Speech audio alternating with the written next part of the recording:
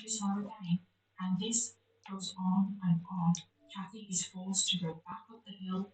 Dave pushes her down, and Nikki, Sammy, and Shane are forced to watch this. And this whole cycle of her going up the hill, being pushed back down, went on for hours. Nikki, Sammy, and Shane have said that there was a red stripe down that hill because Kathy was losing so much blood. And that just sounds unreal. It does, doesn't it? Like, so many things in this case just seem unreal. They seem too far fetched. How is this reality? But that's what it was. It became reality for Kathy, Nikki, Sammy, and Shane. And it went on for years. This was their reality for years. And I think we just need to take a moment right now to pause and actually look at Shelley's messed up world and how it functioned. So Dave worked from home. He worked Monday to Friday away, and then he would be back at the weekends. And during the week, when he was at work, Dave lived in a tent. He was surviving on no money,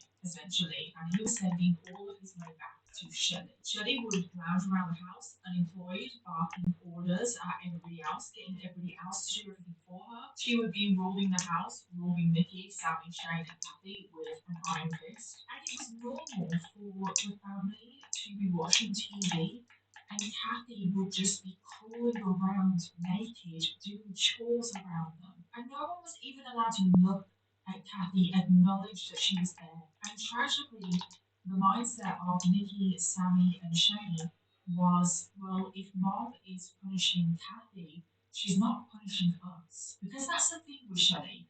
It doesn't mean that Nikki, Sammy, and Shane were not being abused, but she always had one main victim, one person that she would focus on. It started off as Nikki. She was the main victim over Sammy. Then Shane moved in. Shane was then the new main victim, and Nikki did get it a little bit easier. Now Kathy has moved in, and Kathy is the main victim, and Shane is getting it a little bit easier.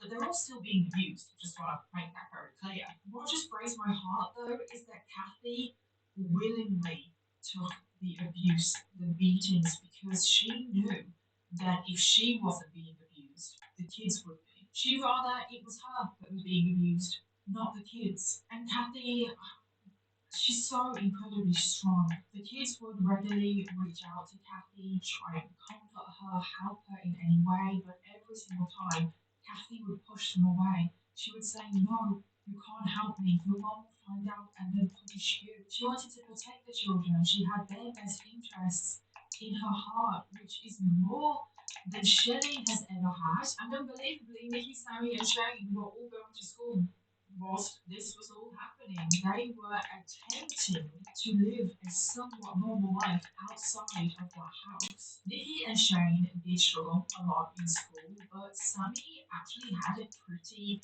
regular, normal school life. She had a lot of friends. She had a boyfriend, and her friends and her boyfriend would actually come over and visit her at the house. And when I found out that guests were allowed in this house, I was like, what the hell? How is no one noticing anything that is going on? Every time the guests came around, she wasn't being abused. The kids would be. She'd rather it was her that was being abused, not the kids. And Kathy, she's so incredibly strong. The kids would regularly reach out to Kathy, try and comfort her, help her in any way, but every single time, Kathy would push them away. She would say, no, you can't help me. Your mom will find out and then punish you. She wanted to protect the children. She had their best interests in her heart, which is more than Shelley has ever had. And unbelievably, Nikki, Sammy, and Shane were all going to school whilst this was all happening. They were attempting to live a somewhat normal life outside of that house. Nikki and Shane did struggle a lot in school, but Sammy actually had a pretty regular, normal school life. She had a lot of friends. She had a boyfriend, and her friends and her boyfriend would actually come over and visit her at the house. And when I found out that guests were allowed in this house, I was like, what the hell? How is no one noticing anything that is going on? Every time the guests came around to the house, Kathy was locked in a closet or the shed outside. She was locked in there for hours, and she was only allowed out when guests left. And Shelley played the perfect host to any guests that she had. Apparently, appearances are very important to Shelley. The family even went on vacations, which is just crazy.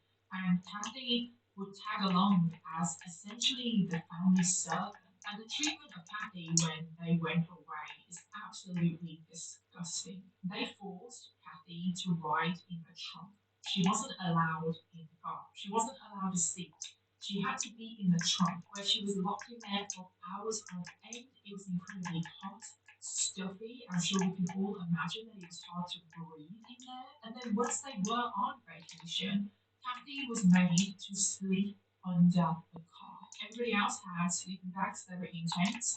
Kathy wasn't even allowed a tent, not even a sleeping bag. And at various times, Nikki, Sandy, Shane, and Kathy all did try to escape. I won't be paying that rent, can't tell you though. I'm already paid too. Well, them go to the hospital or go to wherever them can go to. Legally, you come here and try and evict me without the legal process. And you look for murder for your hands, innit? Trust me, I know. I know exactly what I'm doing in my head.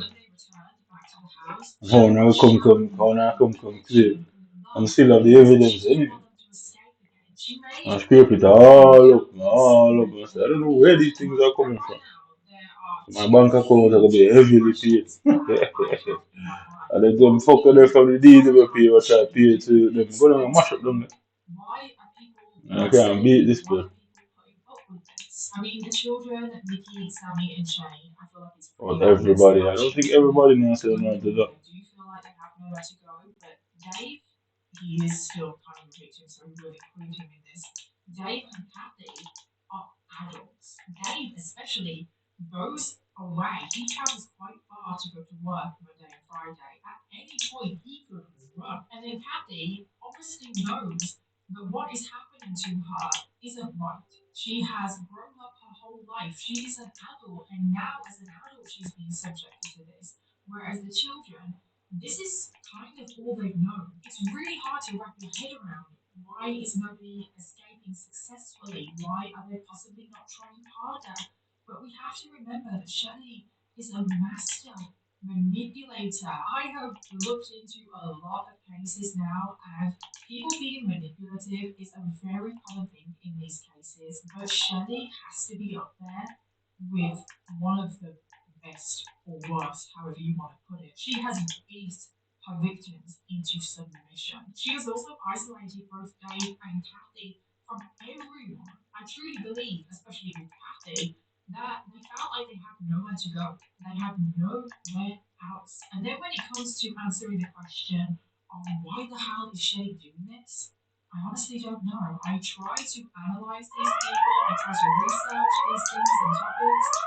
I don't know. I honestly don't know. I normally try and come up with some kind of theory. You guys know that my mind wanders sometimes. Is this all about power? About control? Is she getting off on humiliating people? Is she a sadist? Or is this just a case of she is the biggest bully in the world? I honestly, I don't know. I don't know. All of the above. I don't know. So we now need to skip forward a few years, and we are now in the summer of 1992. And just to give a perspective, because I know the timeline has probably been very confusing in this case, but Kathy and Shane have been living with Shelley now for 4 years. They have been trapped in this household for 4 years, and obviously Nikki and Sammy are longer. Shelley is currently 38 years old. Nikki and Shane are both 17. Sammy is currently 14, and Tori, baby Tori, is now 3 years old. And this is when a significant thing happens, and that is the whole family move. They move into a new home on Monotone Landing Road in Raymond, Washington. Now, this is significant because it is this house that is known as Shelley Notek's House of Horrors. I know, the last one was bad, but this was even worse. She made everyone renovate the house apart from herself, obviously. She made them work grueling hours. She made them do ridiculous tasks as well. Like Nikki had to paint this whole outer building situation with a 1-inch brush. But seriously, what the hell? It took her the whole summer. Shelley would just lounge around eating chocolate, barking demands, and if anyone didn't do anything to her standard, wasn't quick enough, or they just didn't do it, she would issue out beatings. She would be punishing them constantly. But oh my god, Shane's punishments were taken to a whole another level. He was made to sleep on the floor, on the concrete floor with no mattress. He would also, on occasions, be duct taped to a wall for hours. There was also this one time where he was forced to strip naked in front of the whole family, and then Shelley applied icy hot, which is a very strong cooling menthol pain reliever, to his genital area, and he was screaming out in pain. Oh my god, can you even imagine? I mean, none of us can. He was screaming, and the whole family just had to watch this. But when they moved into this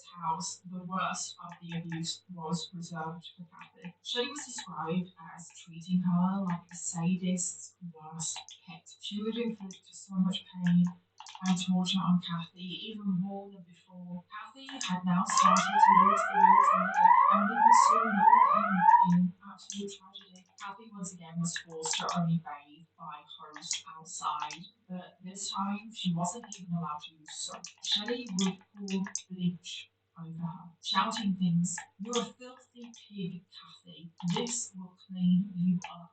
And Kathy, she's being abused pretty much every single hour of every day. She's covered in cuts, some of them open wounds, and Shelley is pouring bleach over her, and the bleach is going into her cuts, her wounds. She would scream out in pain, but then Dave would duct tape her mouth shut so none of the names heard. Kathy would also only be fed rotten food. Mhm. Yeah, it's why. She had to eat spoiled meat and moldy vegetables, and Shelley would put all of this into a blender, obviously blend it all up, and then she gave this to Kathy to drink. Shelley would also force Kathy to eat a cup of salt. She was forced to eat every last bit of a cup of salt. How can anyone even do that? I just can't. She would be physically choking on the salt, but Shelley would not let her stop until she finished. There were many times where Kathy would just pass out because of the abuse, like her body could not take it anymore. But Shelley would wake her back up because she wanted Kathy to wait. Shelley even went as far as to waterboard Kathy. She made Dave build a homemade device. And Shelley and Dave would both be the ones to waterboard Kathy. I just really don't understand Dave. Like, why is he doing this? Apparently, he justified the abuse to the children as sometimes children do need a tough hand. They do need to be punished and they do need to learn the ways of the world, which is obviously a load of crap. But how is he justifying this abuse of Kathy? And if that wasn't bad enough, Kathy had to sleep outside. She was forced to sleep in this really small outer house that was very dark, it was cramped, it was smelly, it was damp, and she would be locked in there for days, sometimes months. She eventually lost so much weight. She actually lost over 100 pounds, and she was so weak that she had to be dragged from this little outer house back into the main house. There was one time where they dragged Kathy in from that outer house and they put her in the shower to clean her up, but she couldn't stand up. She was just too weak, and she fell through the glass panel of the shower. Glass shattered everywhere, and she was on the floor. She fell on the glass, and there was cuts all over her body, and these were serious cuts. Like, she needed to go to the hospital. These cuts were deep. Of course, Shelley never let her go to the hospital. She never let anyone go to the hospital. Shelley just bandaged Kathy up as best as she could, which was not very good. And after this incident of Kathy falling through the shower, Kathy one time was just sat on the sofa, a rare privilege, and she had one of Tori's, baby Tori's little games. Think of like a puzzle game, like a really easy puzzle game, but for a 3-year-old, so it's obviously a little bit challenging for a 3-year-old. Kathy was sat there with this puzzle in her hand, and she couldn't figure it out. Like, her brain was not processing what the toy was, what she had to do. After 5 years of torture, and I don't know if that shower incident did cause some sort of brain injury damage which I don't know. But after 5 years of torture, her brain was now failing to function. She's literally wasting away. This was so drawn out and so slow and so sadistic. Her hair had completely fallen out. All of her teeth had fallen out by this point. She didn't have any balance. She couldn't walk properly. I honestly don't know how she managed to fight for as long as she did. I really don't. And tragically, the day was approaching where she couldn't find anyone. One day in July 1994, this is approximately 6 years after Kathy first moved in. Dave returned home from work and he could hear these strange gargling noises coming from the laundry room. He investigated the noise and he found Kathy choking on her own vomit. Now, Dave went into a real panic. He dropped to the floor. He tried to get the vomit out of her mouth, out of her nose. He was also giving her CPR. And Dave carried on with this for a very long time, hoping that he could do something, hoping that he could save her. But tragically, it was too late. After years of being completely tortured, abused, and broken, Kathy Moreno had lost her life at the hands of Shane Motor. And I truly wish that it had ended differently for Kathy. I wish that she was able to escape and find happiness again in her life, smile again, but she never did. She was innocent and she had fallen on hard times, and she thought that her friend, one of her good friends, Shelley, was helping her. That's what she went through. Oh God, I can't even together. You just can't even process it. And unbelievably, no one came looking for Kathy. Like I said earlier on in the story, Kathy's family had pretty much disowned her. And Shelley, for now, has gotten away with this. But was she happy about this? Was she happy about Kathy dying? Oh no, of course she wasn't, because now she has lost her outlet. She used to take out her rage and her frustration out on Kathy, and now she's lost her. And this is when her rage and her frustration now turns back to Shane. Shane is now the main target again, and heartbreakingly, this would end in tragedy as well. Over the next year, Shelley became extremely paranoid that someone was going to find out about Kathy's murder. And Shelley was really worried that Shane was going to be the one that turned on the family and told the police about Kathy's murder. Shelley would tell them over and over again, Shane's going to turn us in. Shane is going to ruin everything. We need to get rid of him. And all the while, Shelley is isolating Shane. She's beating him, abusing him. She kept saying over and over again, we need to get rid of him. We need to get rid of him, Dave. Shelley even went as far as planting evidence that Shane was sexually assaulting the youngest sibling, Tori. One day, Shelley just started running around with a pair of blood-soaked knickers and she was shouting, see, look what Shane's doing. And it was all a lie. Obviously, Shane was not guilty of this, but Dave went crazy and he severely beat Shane for this. Now, I don't know if Dave actually truly believed that Shane was sexually abusing Tori or not. I'm past trying to understand Dave, to be honest. Shelley was actually probably right to be paranoid about Shane because Shane did have a secret weapon. Shane actually did have evidence of the abuse and torture of Kathy. He actually had photos that showed Kathy naked, beaten, and bruised. He had been holding on to these photos for a very long time,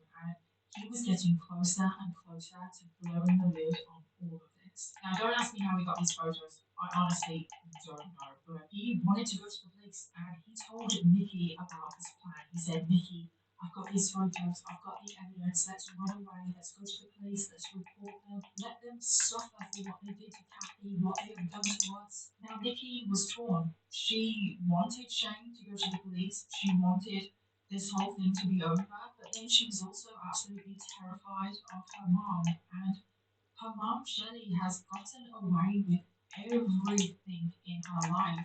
So Nikki, this is probably me assuming, but I assume that Nikki probably thought that her mom would also get away with this. It didn't matter if Shane had these photos, her mom would still get away with it, and then they would all pay 100 times more. So Nikki, because she was so terrified of her mom, she went to Shelley and told her about Shane and about the photos. Shelley literally tore up everything in that house trying to find these photos, but unfortunately, Shelley was not about to let Shane get away with this. She gave instructions to Dave on what she wanted him to do. Unbelievably, Dave agreed one night in February of 1995, approximately 7 years after Shane moved in. So 7 years. He's gone through this for 7 years. Dave made his way outside to one of the outer buildings. He entered the outer house and tragically, before Shane could even defend himself, Dave pulled out a rifle, pointed it at Shane, and pulled the trigger. After being isolated, after this absolutely inhumane treatment, Shane has now just been murdered by Dave, but also at the hands of Shelley. And this was all just to keep him quiet about the first murder that she committed. Shane really has suffered his whole life. He was so vulnerable. His birth dad was not the best. And then he went to live with Shelley, who he thought was going to be the best thing ever. He thought that this was going to be his home, his family. But Shelley just destroyed Shane's life, all for her own entertainment. And after Shane's death, Shelley and Dave wanted to get away with it. They wanted to get away with it just like they did with Kathy. So they burned Shane's body and scattered his remains in the ocean, which is exactly what they did with Kathy's body. They burned her body and scattered it into the ocean. But this time, nobody knew what happened to Shane, because at the time, Shane, Nikki, and Sammy all knew that Kathy had died, that she'd been murdered. But this time, Nikki and Sammy didn't know that Shane had been murdered. Shelley told them that Shane had run away, that he was now in Alaska. Shane was even reported missing, but as far as everyone was concerned, he had run away. He was in Alaska and he was never coming back. But Nikki knew that that wasn't true. She was tortured by grief because Nikki had obviously turned Shane into Shelley. Nikki knew that Shane had been murdered. She feared the worst, and she knew that her mother had just gone away with murder again. So right now, it feels like, okay, this should be the end of the case. I mean, a lot has happened. There has been so much tragedy and heartbreak, but unfortunately, it's not. Shelley still has one more final victim, but we do have a few things that happen just before that. So both Nikki and Sammy now manage to escape. This actually happens over the course of a year. They didn't escape together. Now, when Nikki was 18, she got a place at college. Now, she has been dreaming of going to college for the longest time. And when she got the place at college, she saw this as her future, a way out. But of course, as soon as she found out that her daughter got a place at college, she did everything in her power to destroy it. Shelley made Nikki go to college in dirty clothes. She wasn't allowed to shower. She eventually cut off Nikki financially as well. She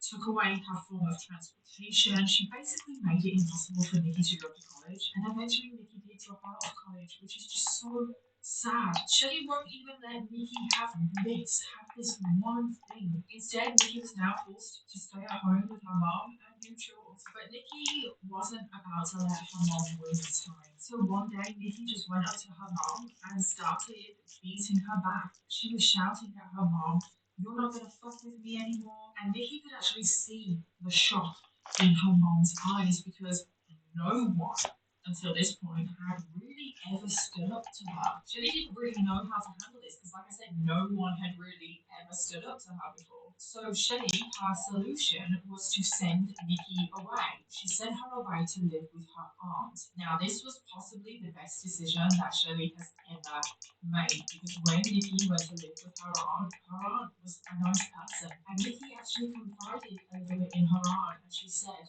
"My mom is mean to me. Don't send me back there." She didn't exactly go into the detail. She didn't say anything about Kathy or Shane, but she had finally opened up to somebody.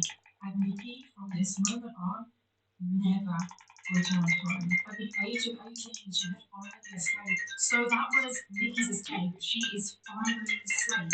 But now we have to move on to Sammy because now that Nikki has left, Sammy has now Hello. become the main target for Shelley's abuse. Who am I speaking to?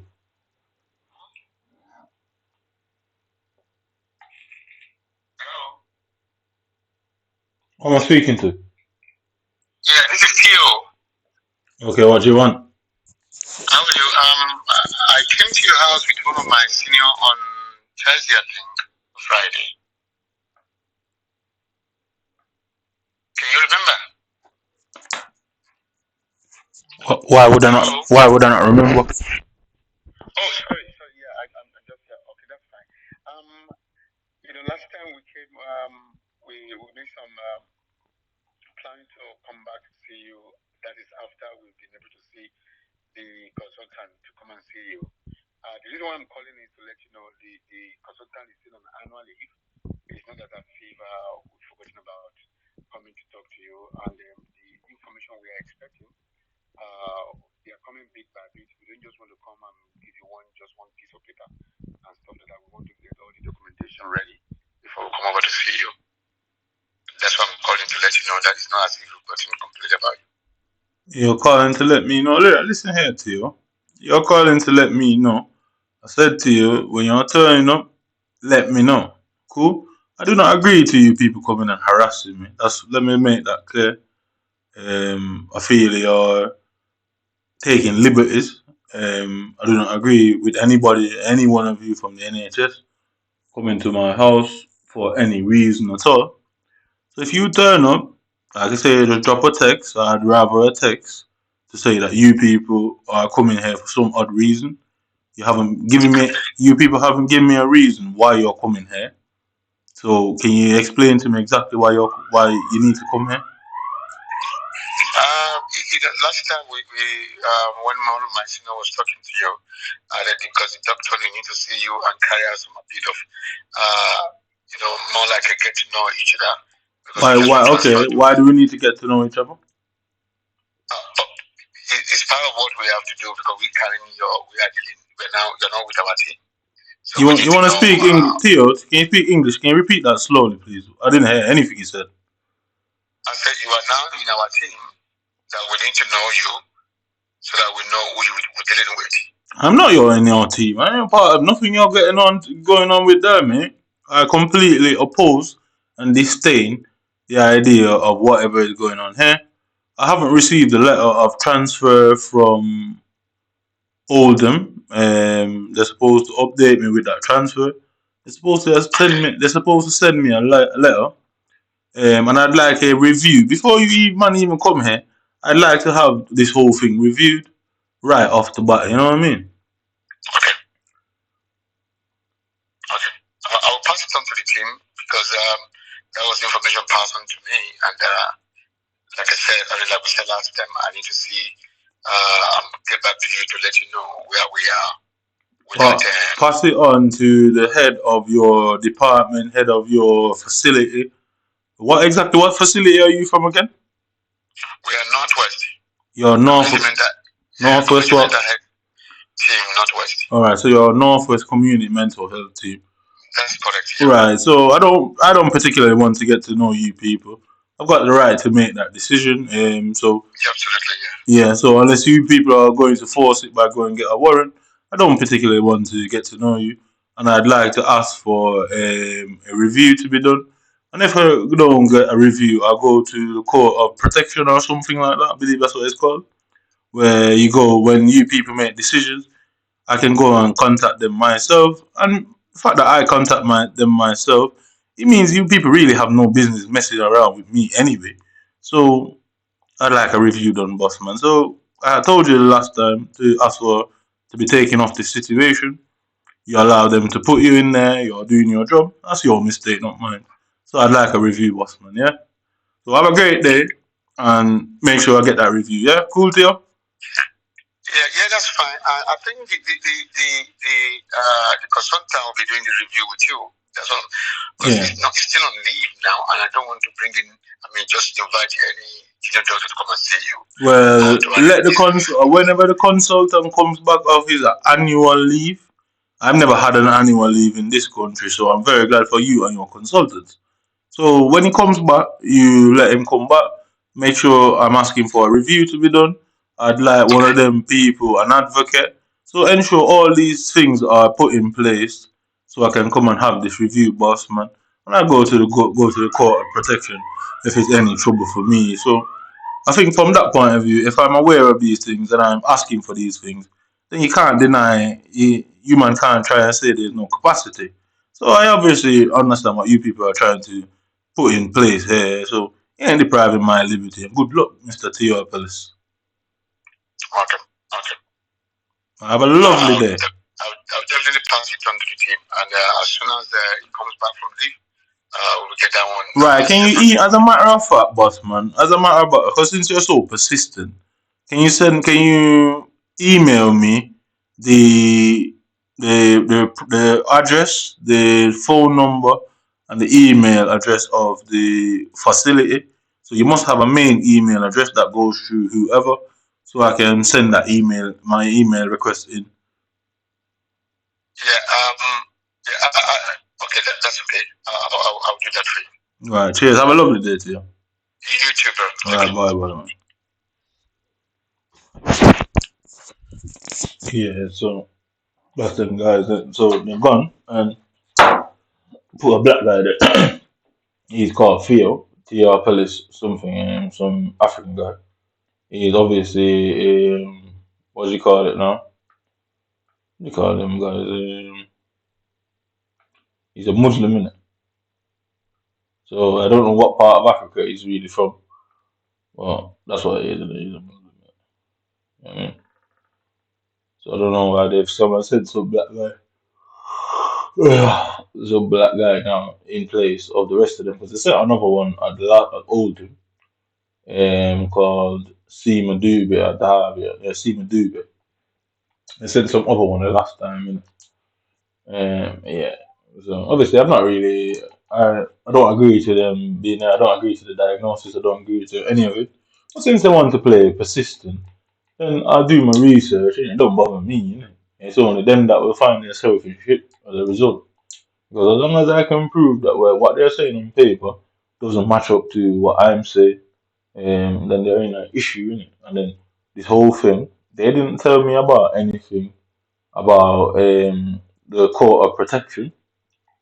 They didn't tell me about that. So all that history of mental illness and as I assume the lack of capacity that they would have had all written down on these paper, they didn't tell me anything about that.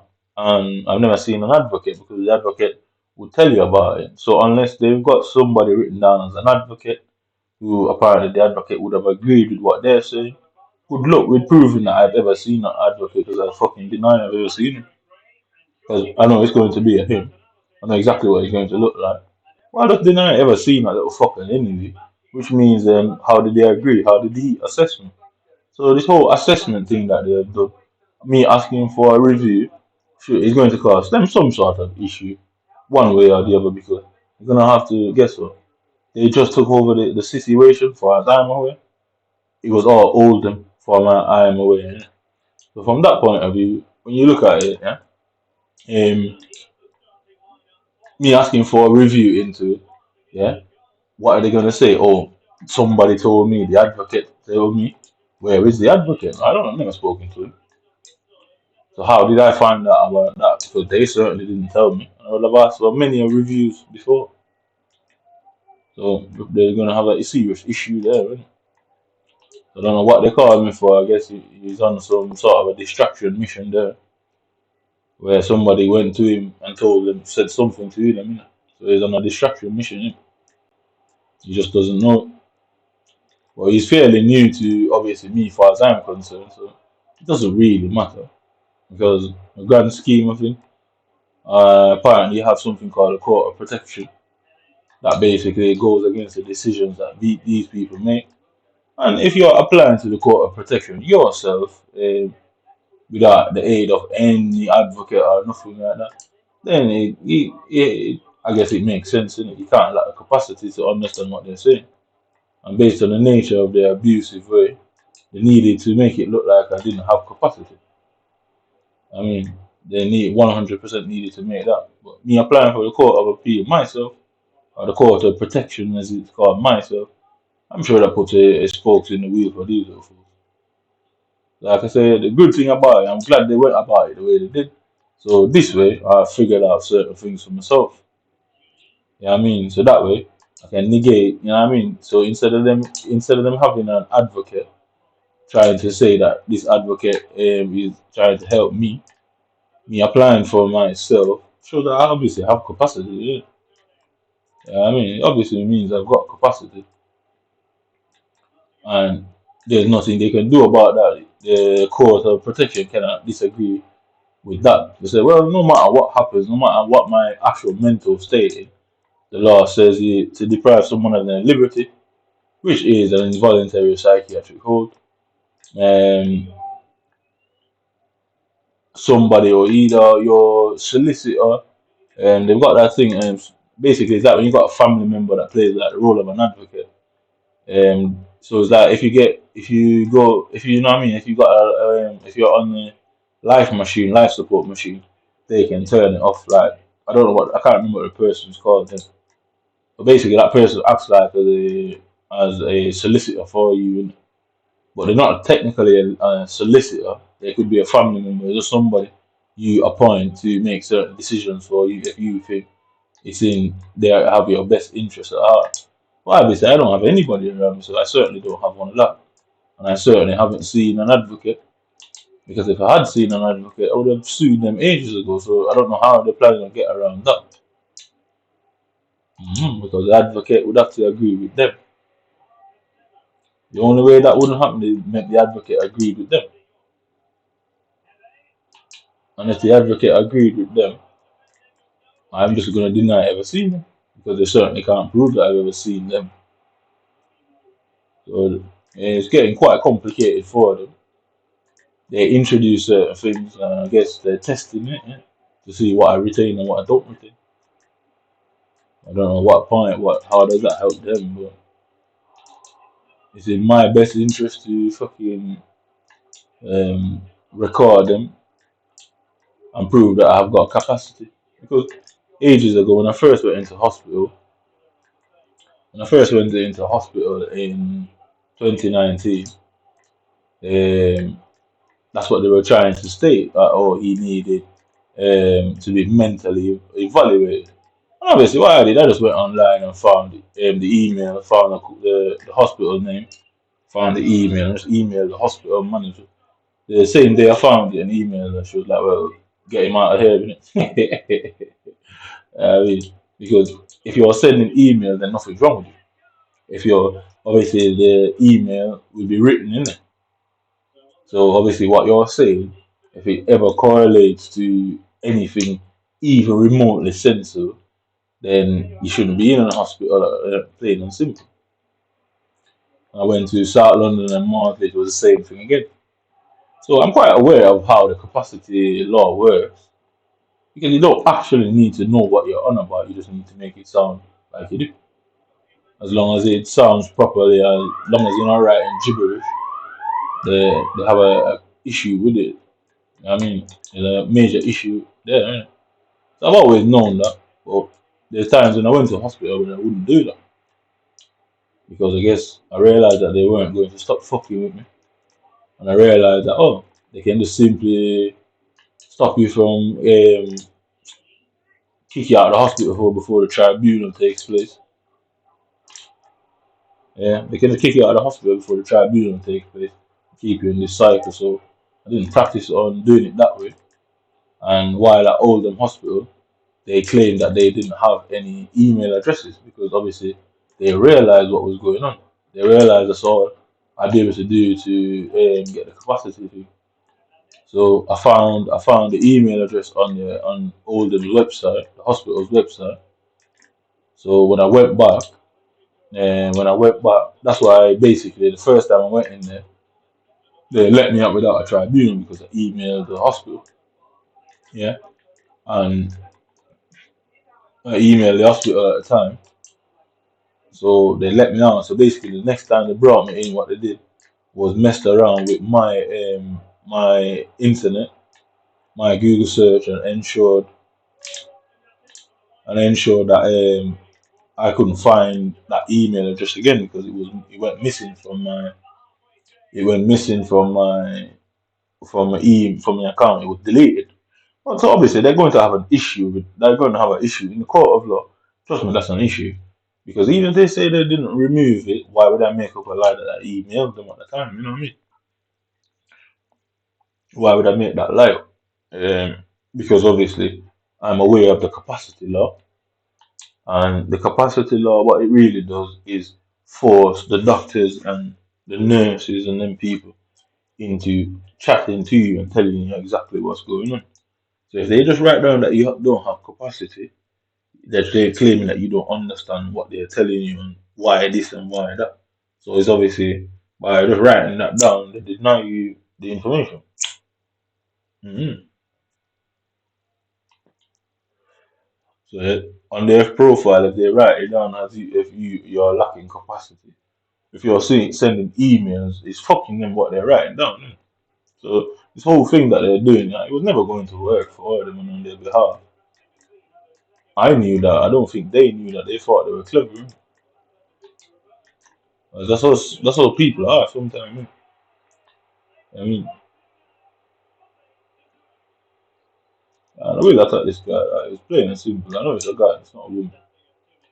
Because women don't behave like that. Women are used as victims of violence. They're not the attackers. They play the victim role.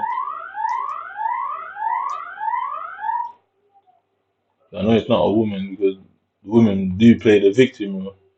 They get you locked up and charged for domestic abuse, while the men do the attacking. And the men do the attacking and the women play the victim role, make false allegations. Because that's why the police would basically what the police would do is not investigate the actual truth behind it. They'll just take their side. Yeah, they'll just take their side and not investigate the actual truth. So they don't use the women as the attackers, they use men as the attackers.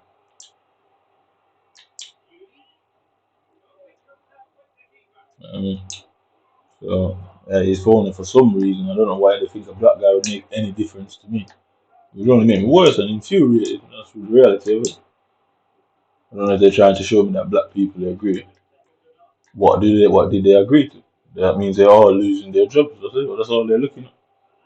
They say they all agree and they all abuse the Mental Health Act because that is such a law that says if you think the Mental Health Act is being abused, you can complain to certain people. So them all agreeing is just an abuse of the Mental Health Act because in a review, any review or question of it, well, what was it that they were seeing that they were agreeing to? I mean, what exactly did they see? Because if you have no information, how do you agree? So if they don't know the information, what they saw, and there is no evidence and no reports being made, what exactly did they agree to? So transferring it to these new people, that's what they do in this country. They constantly transfer everything, so it's hard to keep track of the whole thing. I don't really need that because why are they in my life anyway? I mean, why are they in my life? I'm gonna have the review right over the phone. I'm not going anywhere near that. Them, I'm not going in any building with them. Nothing. I'm not letting them in my house. Nothing. Because why are they fucking around with me? You get me? So they're not as clever as these men think. I don't need to be very clever, to be honest. Now, that's the key. I actually don't need to be as probably clever as I really am. You know what I mean? Because they're all gonna get caught in it to say, well, who was this guy's advocate? You know what I mean? Because multiple multiple involuntary psychiatric holds, would you have the same advocate over and over? I don't think so. So you'd have multiple different advocates at different points. Yeah. So know that they've stitched up someone, they've sent someone around me. That person told me a lie of what they do and who they are, and that person would have been playing the advocate's role. So it's what he said. Oh, do you remember me coming to your house? Why would I not remember him coming to my house? Like, what's he on about? You know what I mean? So he phoned me off. He didn't even phone me off of the office's number. He phoned me off a cell phone, which in itself is quite strange. You know what I mean? Quite strange because if you're phoning in an official capacity, why are you phoning off a mobile phone? You know what I mean? If you're actually ringing off an official capacity, why are you phoning off a mobile phone? So it can't be official and shouldn't be allowed to be official because guess what? The NHS phone calls are recorded. So you can see how they go around this whole thing. You know what I mean? So apparently he needs to ring me and let me know that that the doctor is on annual leave. You're telling me the psychiatrist the community is on annual leave and there's no other psychiatrist? Then what's so special about this particular psychiatrist? Because they can't have only one psychiatrist, and obviously they didn't felt no need to say that to him because you can't always put everything out there to them. Innit? But you can't have one psychiatrist because if one's on leave, then you need another one needs to be in place. So when people go on leave, they get somebody else temporarily to fit in. They either bring a psychiatrist from somewhere else. So I don't see what's so special about that particular psychiatrist because I guess they have a predetermined decision from him already.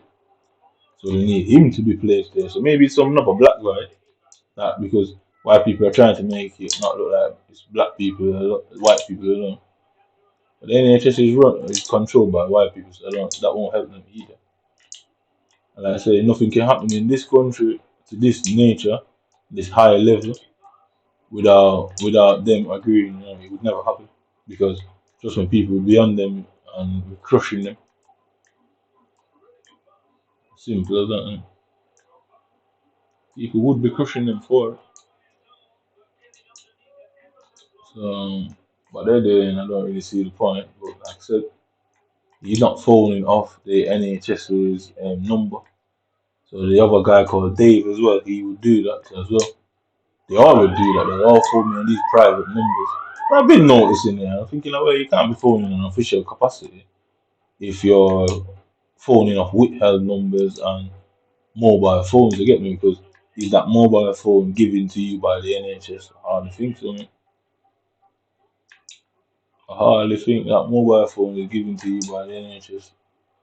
Obviously, I'll play the game. I'll play the game like I don't know what's going on, but that's about it, ain't it? For other minutes, they don't stand a chance there. I mean, I choose when to kick off and when not to kick off with the situation. I mean, like I said, they've never phoned me off an NHS number. They've never phoned me off an 016 number. It's always these private numbers. Like I say it's very odd that you're phoning off of a private number, innit? Because guess what? It comes down to it. Nobody, they're gonna say, well, we don't know who that number belongs to. I mean, it could be a pound shop number that they bought and just ring you off that. Innit? Obviously, I play the game with them, innit? But they stand no chance. Whoever the hell these people are really doesn't matter to me. Mm. Whoever these people are really doesn't matter at the end of the day. That's it. They think they're clever, but I've been noticed that. I've been noticed that for ages.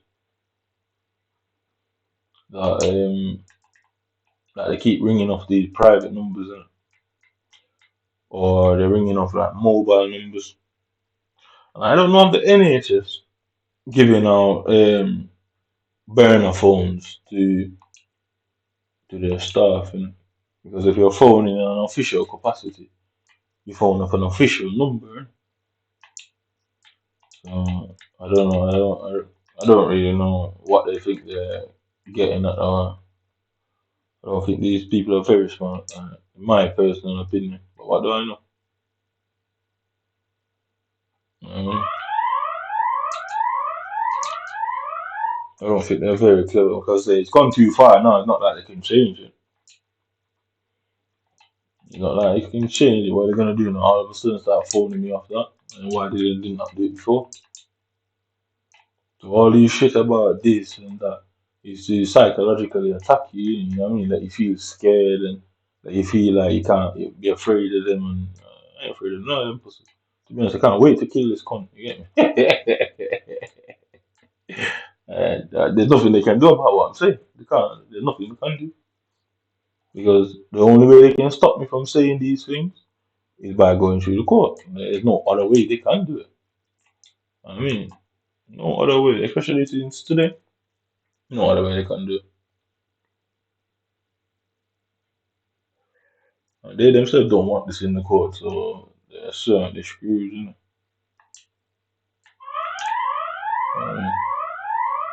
They themselves don't want that in the courtroom. I'm not worried about them in the slightest.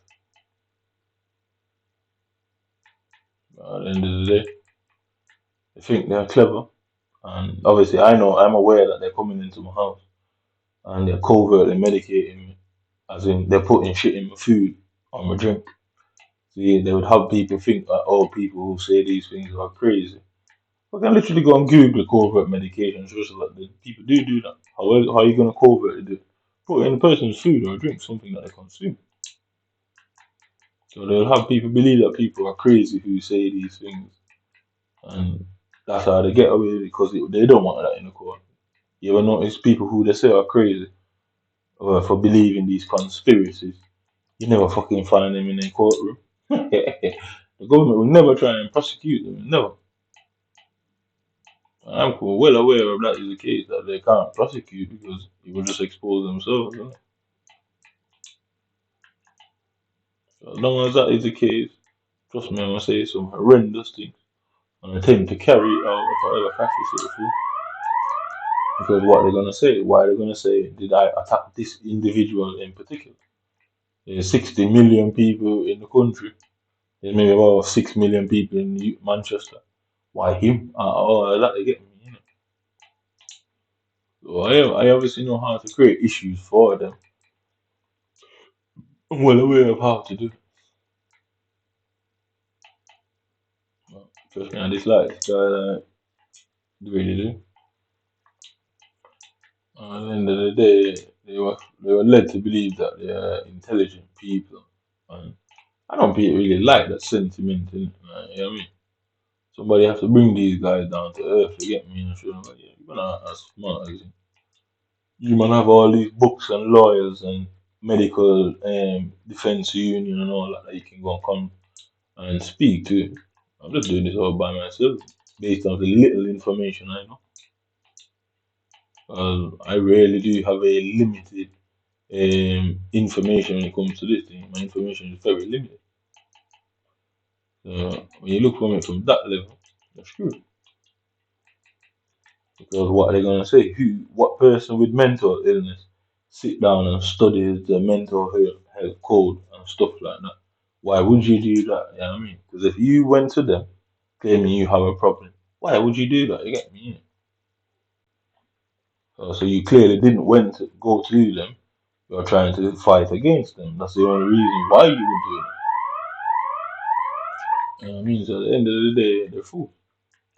It's all a tactic now to, I guess, scare you into being quiet, innit?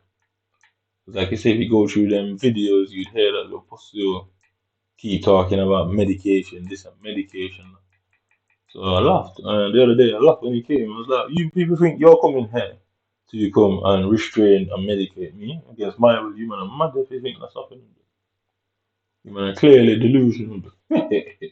Trust me, like somebody's dying out there in front of the whole community. And I'm very aware of what I'm saying, just to let you know, very aware of it.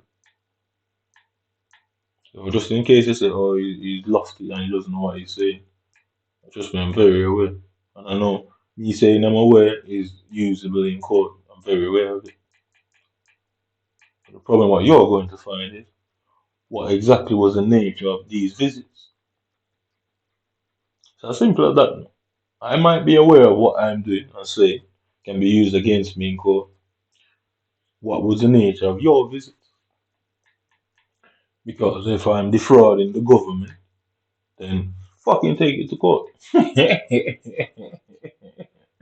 As simple as that. If I'm defrauding the government, take it to court. But there's nothing complicated about that notion, is it? If I'm defrauding the government, take it to court. If you can't take it to court, that means I'm not defrauding the government. And it means you are indeed abusing the mental health.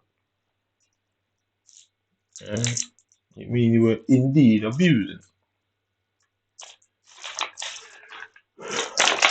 They keep turning up here. Every time I turn up here, there's some mention of medication over and over. I don't want to take any medication. That's my choice. You get me? It is my choice. I mean, it's as simple as that. These people, they do not know themselves what half of these stuff are. They don't know. They have no idea. They are sent a batch and they read some sort of publication from the company who design and creates these medicines. And they tell you this is what the medication does.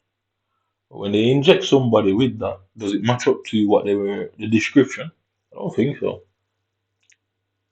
It certainly doesn't match up to the description, does it? So when you look at it from that point of view, I'm going at them a way that they've never seen any so-called mentally ill person do. So I know it's quite concerning for them. Very sure of it. And to be honest, I'm making sure that they're concerned.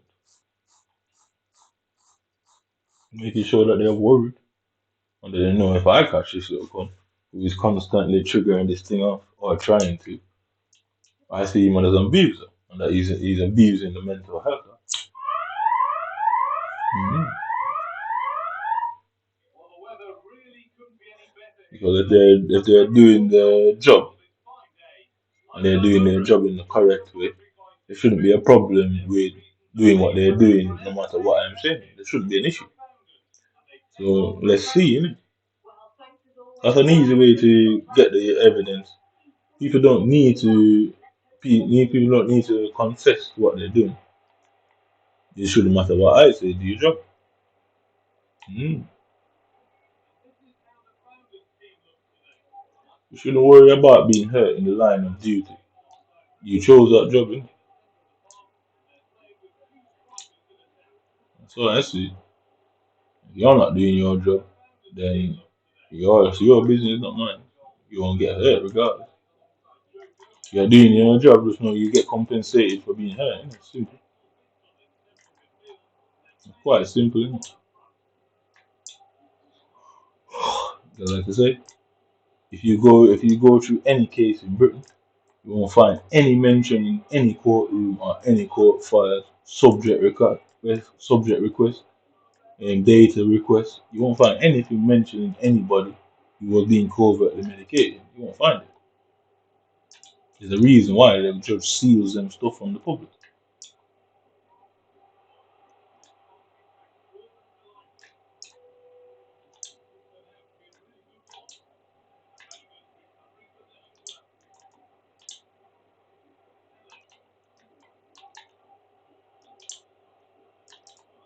I mean, the judge seals them sort of cases from the public.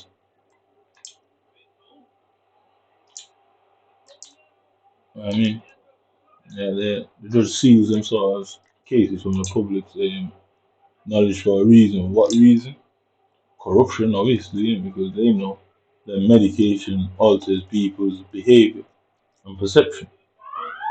So if you commit a crime and while you're under that medication, while you're under the care and supervision of every of these people, it's a problem because it will be linked to the medication. Just like if you smoke weed or any sort of drugs, it will be linked to. They don't want it to be linked to it because that means they'll have problems with this whole thing that somebody needs to be aware of the medication. If you go to a pharmacist and you get a prescribed medication, it says do not operate fucking heavy machine. So it has a warning label. So if you are not aware that you're being medicated, how does the warning work? You can't be warned if you're not aware, right? Because you go out with that medication. I don't think you're allowed to drink and take drugs while using antipsychotics. Yeah, I don't think you're allowed to drink and smoke. So people who are being covertly medicated, they possibly are drinking and smoking, and then they can fucking have an overdose as a result. And what will they say? They're gonna just hide it. The police just gonna rule it as nothing more than an overdose because they can't let it be linked to what they did because they didn't tell the individual that they were medicated then because antipsychotic medicines are very powerful. So that end up mixing with you and becoming a lethal concoction. They get looked at on manslaughter charges because the person needs to be somewhat aware of the decision. They made a decision that the person is incapable of understanding. They made the decision to say the person is incapable of the situation. They made the decision to say the person is incapable of the decision, and then they covertly medicate you. You go out and have a great night. Next minute you're found dead the next morning. It's going to be a mixture of the medication and that. And so they can't tell me that's never happened in Bitby. I can tell you that. There's plenty of people who end up dying of overdoses and I guess cardiac complications like cardiotoxicity when they mix the drink and the prescribed medication and fucking cocaine. It happens a lot. And you won't find the NHS ever being linked to that situation. You will never find them. Why? It's because they hide it. It's quite simple. Because you're not telling me that everybody they covertly medicate just stop drinking and just stop smoking or take a sniff. Yeah, you won't find that. So what they'll do to cover up on that and not be linked to them as well. Because guess what? They medicated you. They didn't tell you that you were doing that. You go out there and do something else. All that thing mixes up in your system. Trust me, you're gonna get a fucking heart attack. So what happens then? They have to cover it up, innit? There's no choice. They have to cover it up because it will link to them and they will be facing manslaughter charges. So these man thought they were clever, and like I said, they went too long. If they were smart, they would have gone about it other ways. I won't tell them how they should have gone about it. But if they were clever, they would have gone about it other ways, and it wouldn't get to the point where I figure out, well, what happens to the people that they covertly medicate. But it doesn't matter how rare of a situation that really is, or how drastic that is. Yeah, if that person doesn't agree to the medication, lacks the capacity, you feel that it is necessary because the deprivation of liberty works the same way as covert medication. It's the same circumstances that surrounds it. Yeah. So if that's been done to you, you're not aware, you're out here partying, drinking, smoking, I mean taking all sort of various drugs. What they're gonna say is that you're addicted to some sort of substance. They're not gonna want it to be linked to what they have done. So these men, they're not killers, they're not murderers, they're accidental murderers. And after seeing it happen a few times, they're no longer accidental murders. They're no longer manslaughter cases. That's premeditated murder. And they ain't no bad boys, but so they shouldn't be doing that. You know what I mean? So these police officers, the whole city, the whole country, Europe, everywhere that does this has a major issue. And they probably all working together to try to figure some solution. But you man only have one solution. Killer will be killed, innit? There's not a third option. You know what I mean? Because whenever the COVID medication came into legislation, they would have been aware that well, people take prescription medication and fucking road drugs and it causes complications.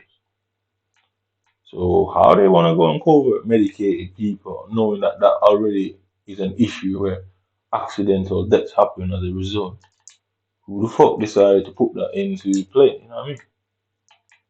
So you can see there was always the intent and what the purpose of that is used for.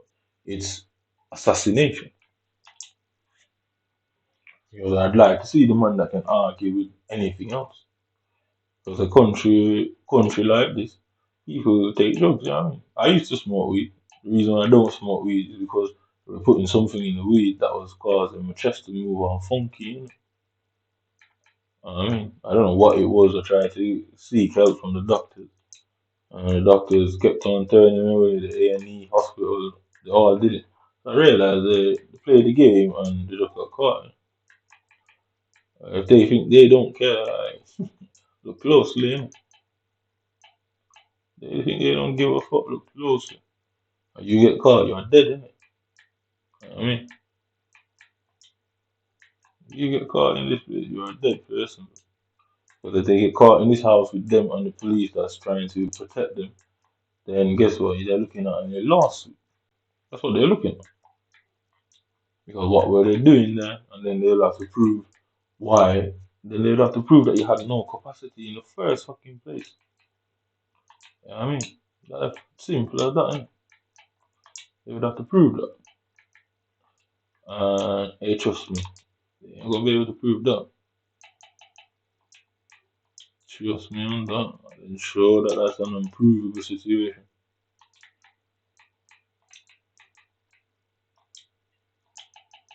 Mm. I'm sure that that situation couldn't be proven under any grounds or circumstances.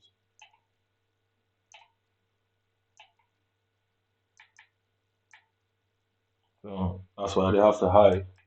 And that's why it makes sense that what it's designed to do is have that person killed one way or the other. Because if you don't know you're covertly being medicated, you're going out there drinking, the drinking and the strength of that antipsychotic, you're going to be quite vulnerable. Quite vulnerable. I.e., you go out there seeing shit, you go out there kicking off, fighting, you're gonna be vulnerable. That's why you see them put them little videos. Oh, he's got mental illness, and the last time you will see him walking down this road, and then next week they find him fucking at the bottom of some fucking bridge. It's because they know they were the ones that are medicating that person because they're not out there studying, and after studying, they sit there and go, all right, well, he takes drugs, he does this, he does that, blah blah blah. Yeah. So after they sit there and study you for a minute, they realize, all right, he likes to drink. And what do they do with you at that point? They fucking set your clout up and give you antipsychotic medicine, make up pure shit behind closed doors about you, then give you that medication. You're out there, you're a heavy drinker. Guess what? Two fucking shots and you're out, like, you're wobbling, no sense at all. Right? Next thing, your face is on TV. Oh, has anybody seen fucking Tyrone or Craig? You know? Yeah, the last known location, he was wearing red shirt, blue pants, and he's walking down the street. You can see that he was heavily intoxicated, and everybody that was involved has to stay quiet. Innit? So trust me, you're fucked up here on a level. I mean, there's only one thing you man can do, and just like how Shelly and her boyfriend had to do, you man have no choice either. Go for it. Innit? And that opens you and your whole friendship group and family to a problem. Trust me, you ain't ready for it. You are definitely ready for that. So let's go, innit? I'm gonna take one for the team. Mm-hmm. Definitely gonna take one for the team. I like you, man. Really don't. You can't do that to me and get away. And it's just how it goes, innit? Simple, innit? Yeah, man ain't getting away with that. And as you can see, I'm quite clever.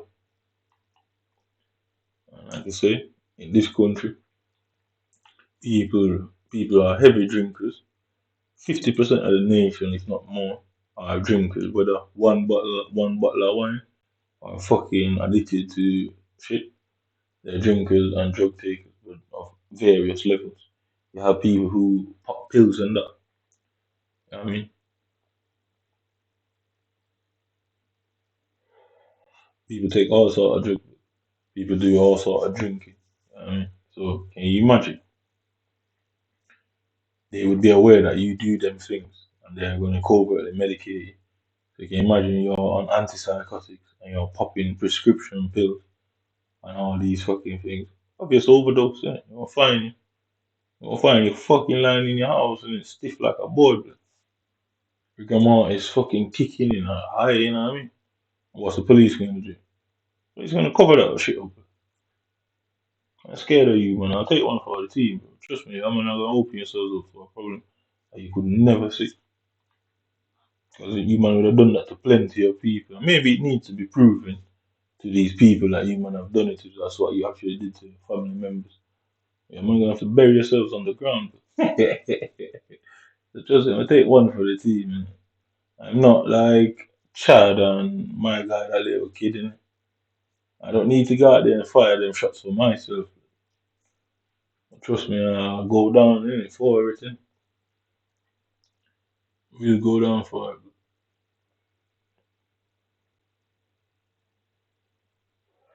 With the information that I know, I can't come and charge me for none of it. I say that openly to anybody who looks, hears, and listens. Your team who sits there and watch these videos and watch on it. It's not like you can do anything about it. You know what I mean? And I guess that was meant for me. I guess that was supposed to be my situation. I me not being able to do anything about it. So you can see it was just at 4. It was just at 4 there. It was just at 4 there. And it went to 2. So it literally just refreshed a minute ago. So they're quite upset. Quite upset. Yeah. Mm.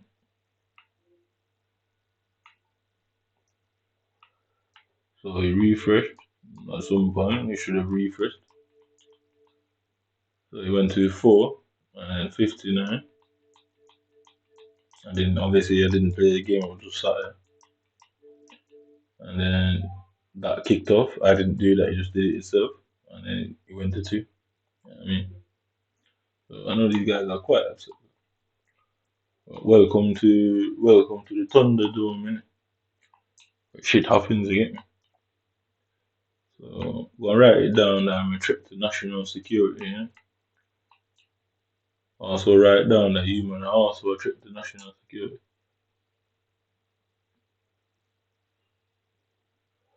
Make sure everything you write down about me, you write down about yourself. It's like that, innit? I'm scared of human being. I'm gonna take one for the team, innit? I'm gonna be a hero. I'm gonna be a martyr in this bitch. Where are human going to go after that, you know? Alright.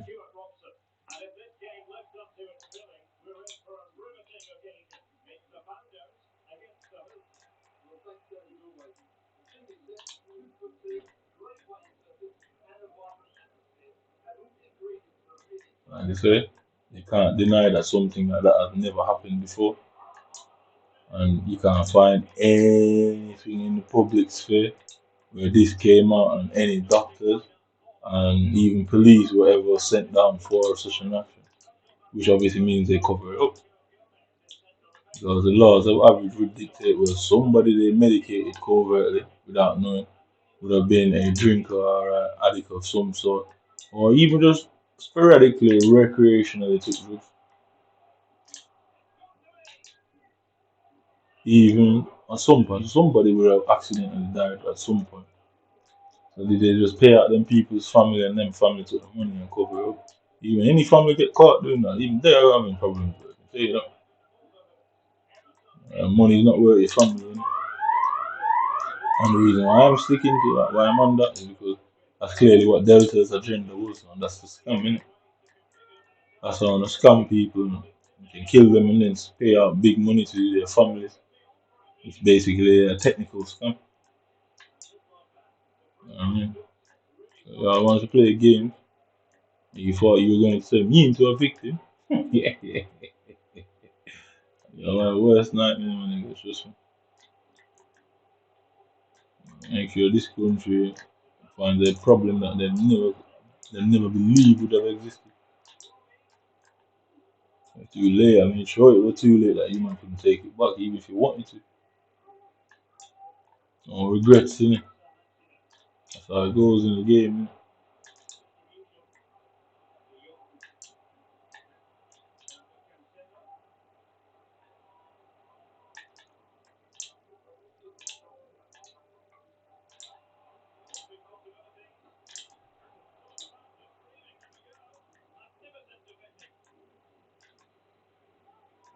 Like I say, I dare them to prove me wrong. You know what I mean? Dare them to prove that it's paranoid and delusion. See, that's the key, because they kept on singing that same song. And I thought, alright, so you man are trying to suggest that I'm deluded. Okay, cool. You prove it, innit? Because they'll have to disprove my theory that at some point within that covert medication shit, somebody would have accidentally died. Yeah, it's just the norm. People accidentally die in surgery. People accidentally die within medical grounds all the time.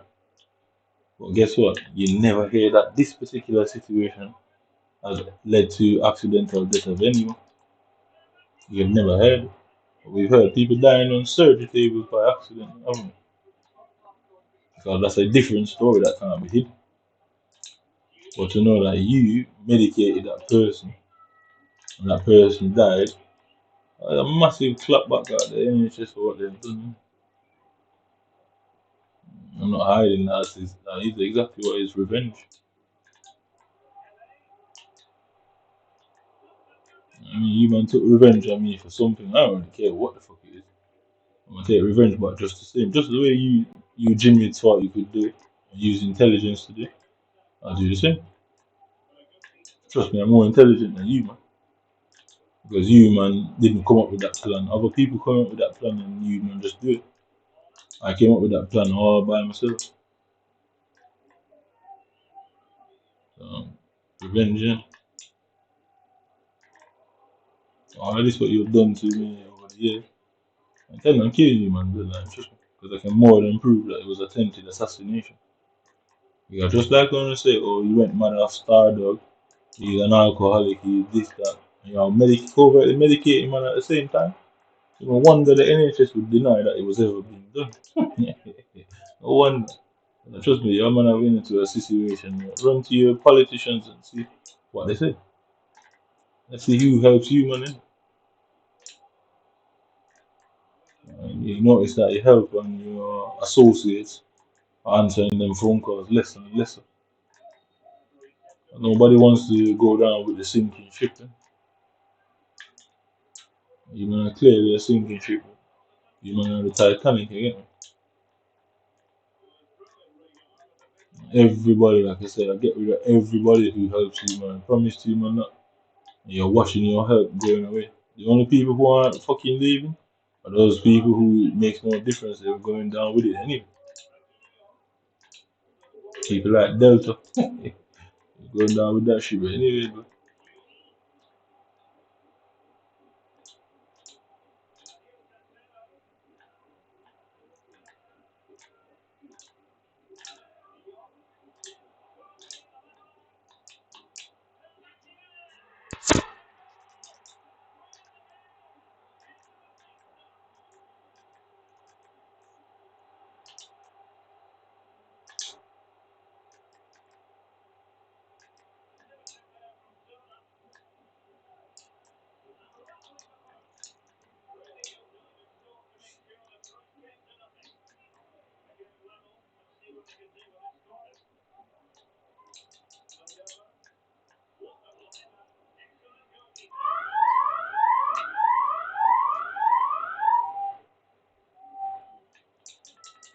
that's what I'm really, that's for shorty as well, pussy.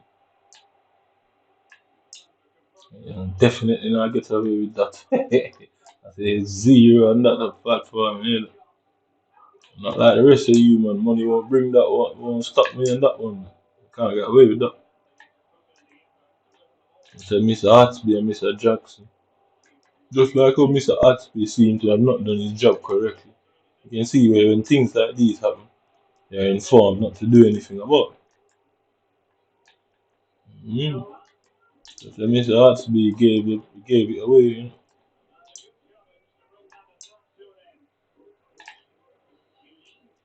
Mr. Hartsby gave it away, but that only makes sense. That's how he apparently didn't notice, or he thought, what did he say? He thought it was talcum powder. Who the fuck walks around with talcum powder, you get me, on a night out? The fuck is that about? So Mr. Gatsby is on the list. So tell them that, go and tell them that, oh, you're threatening police officers. You have to say why, innit? I'm very, very confident that you can't say what.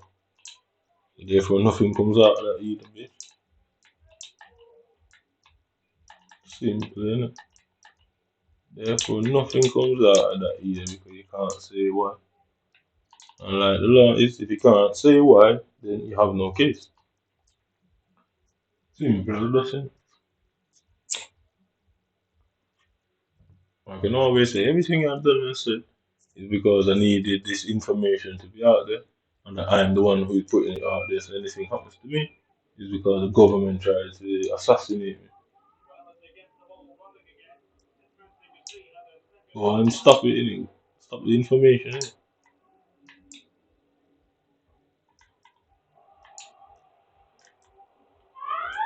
I got bad more information. I know way more things. I got way more theories. I mean, way more than that.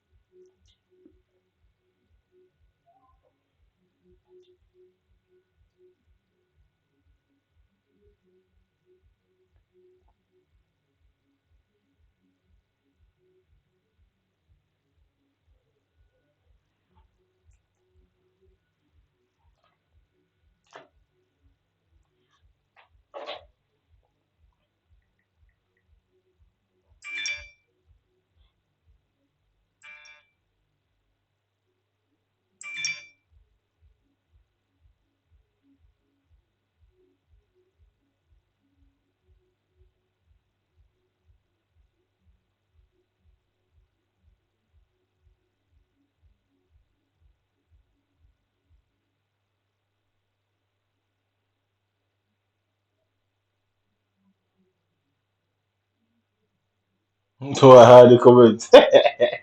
Pussy. Hey, let me go for the fancy boys. Yeah, video. Why hide the reply? The reply. Uh, not not slick. Not slick.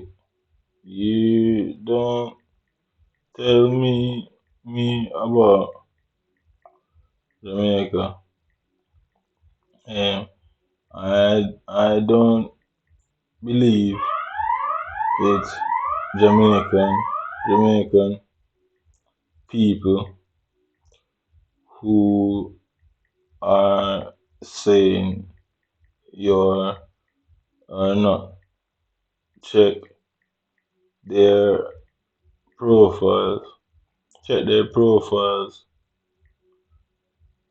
It's all fake. It's all fake.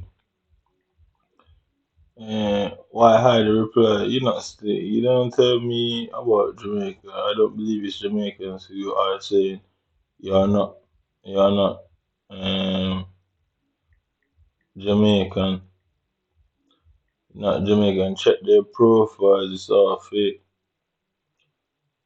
It's people from Europe, Europe who are using troll accounts to make us us look bad. So calm down, calm down, calm down. Nobody is criticizing, criticizing your birthplace.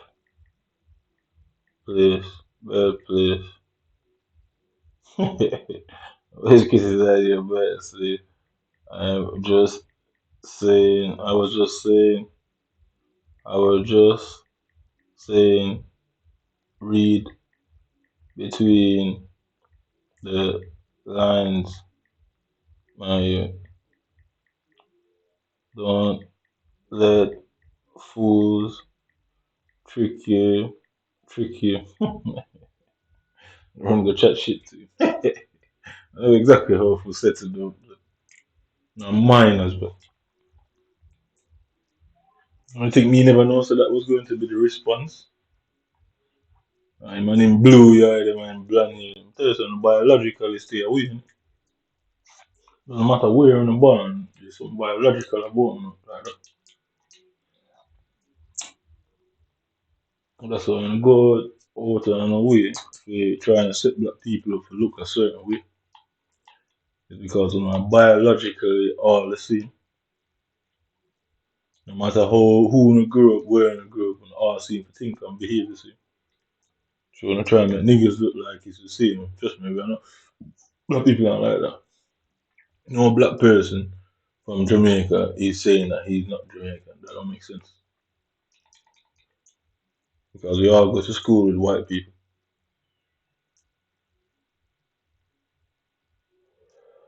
All over the country, you have school with white people in there. So nobody ever said that to me.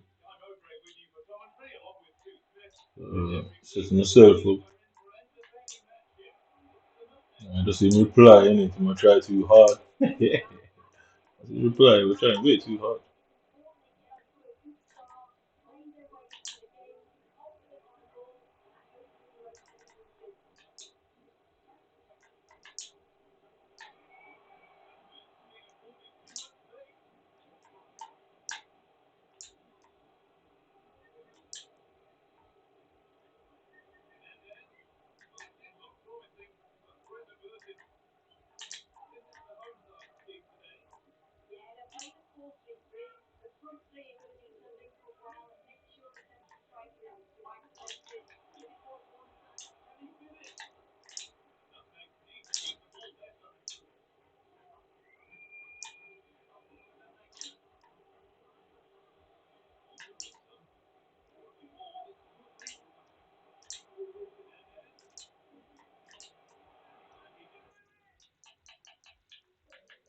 So yes, you can see the game all the way back to don't start from Salah.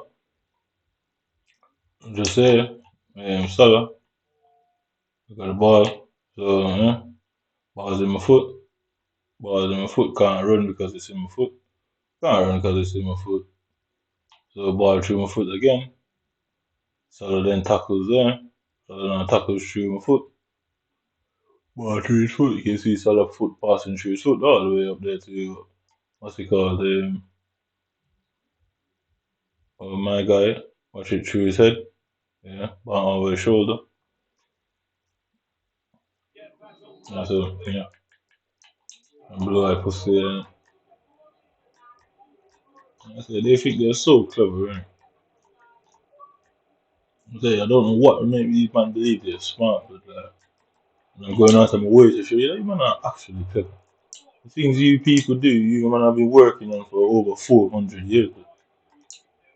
You know what I mean? And yeah, it's all being pulled apart in what, less than 12 months? Man ain't clever, but that's not clever at all. That's just a long time. That ain't clever at all, man, friend. All I have to go and do is find out when it was first passed on that it's allowed to cover and medicate people. And go and find out when the first accidental overdose happened. And you're gonna find out it was happening years before that ever was done. So there's no way they could allow that, knowing that if they can't tell the individual, nobody's concerned that what if that person took drugs. That don't make sense. I mean, if you claim to be clever, then somebody would take notice. I say, well, what if the person goes out drinking and taking drugs? And it causes a lethal concoction and accidental overdose. So obviously, if you're not smart, you would have thought of it. I mean, plain and simple. If you're not smart, you would have thought of that. And if you're not thought of that and still do it, then it's designed to kill. So y'all wanted to play a game. The game just got really intense.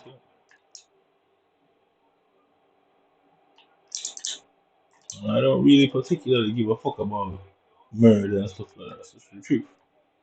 Yeah, man, fucked around with me, but plain and simple. So any advantage you man have, I'm gonna destroy that bitch in front of my face. And then leave myself with all the advantage. That turns you man into the victim and the prey. Best believe in my prayer on you pussy.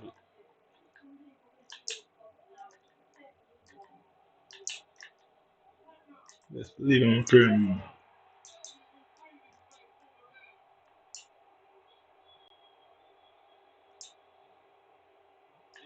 I ain't paying that rent ever again. Well, I've rang the rental team multiple times about this dust in the house.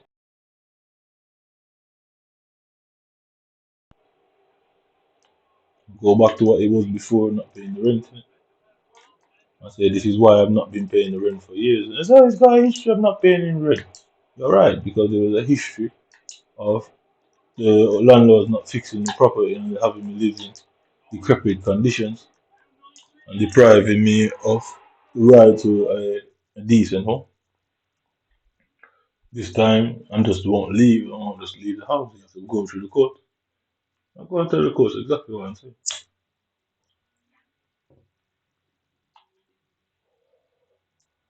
So they will see how long before they take it to the court.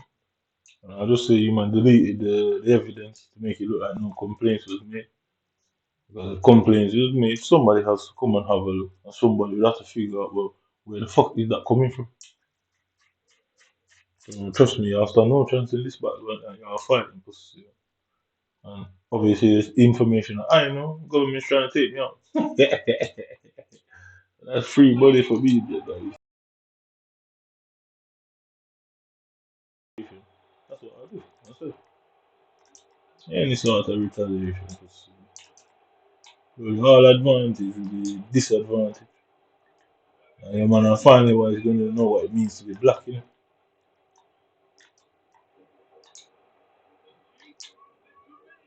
Yeah.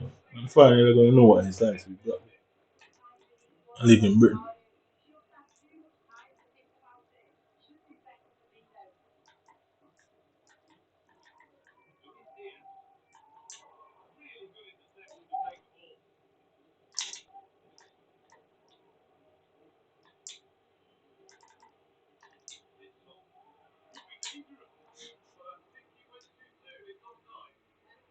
I've had major breathing issues. Been to the doctor and NHS. I've been to the GP. You know what I mean? And GP is telling me that they don't know what's wrong. Or they can't find anything wrong. So tell them if you're going to take it to court, I'll just collect all that rent money and be looking at a few grand at the end of the year. Take it to court. I mean, I told you, you're forced to do it. There's not a second option. You don't have an option there. You wanted to stop me from getting access to the justice system. You wanted to know how to bypass what human do. And watch. Just watching it. I'm technically gifted for these people. Plain and simple.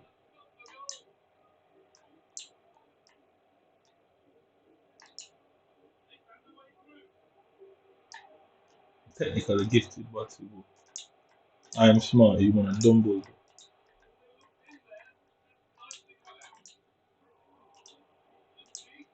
This NHS, oh, they want to talk to me. I told them about it numerous times. Numerous fucking times. And anybody that started watching my Instagram and social media, they would have seen it themselves. And they should be asking me, what the hell is that? Because he does not live in the desert. So there's no way you man can win this. I'm quite comfortable in the situation. Quite okay. I'm literally willing to die in this situation. Mhm. You man wanted to murder me and I'm willing to die. At least when I'm dead, you know, I have a problem that you will never believe. Promise you that. Not only me, not only your government is going to ask me a question. Trust me.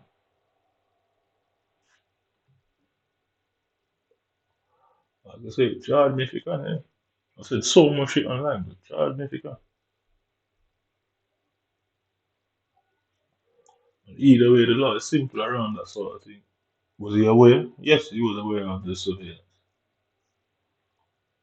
Then anything he said cannot be taken at face value. I mean, no advantage for you, man. You're on your own ground and your stand is empty, man, nigga. They sold the wrong tickets, you get me? They sold the tickets to the rivals, but the whole blue team is surrounded, yeah. Everywhere they're looking to see red, I keep telling you. Everywhere they're looking to see. You man thought you man were anonymous. You man thought you one was gang. You man thought you alone had doctors and lawyers within the team. And they cannot be beaten, alright? You look at me alone, a doctor, a lawyer, and psychologist, all in one. That show you the level of the situation I face. Me alone is all of it. Alone. Best at everything we do. We're going to scam me and violate me, but them 10p, the 1 pound were taken from me. What do you think of me? I say, tell the government come and say me now pay my bills and rent. But no, I'm taking more from human than human is taking from me in that situation. I'm turning off the light, turning off the water, turning off everything. I'm doing all of that.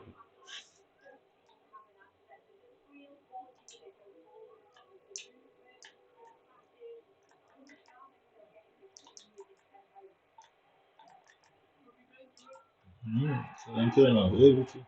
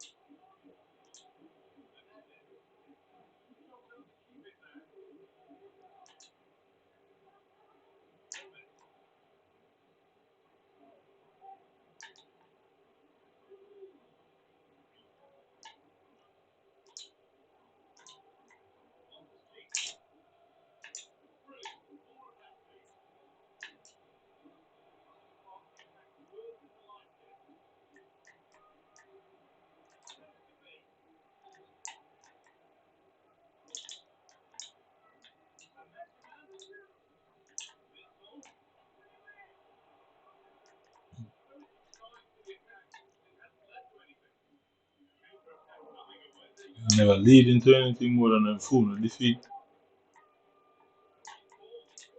I can say go out there and say, oh, it's an attack on Britain. Well, they can't use that. That's abnormal, isn't it? It's abnormal for people with all this power to be rendered insufficient by one person. Very strange. Obviously, it means they have something to hide. And there's ways to uncover secrets.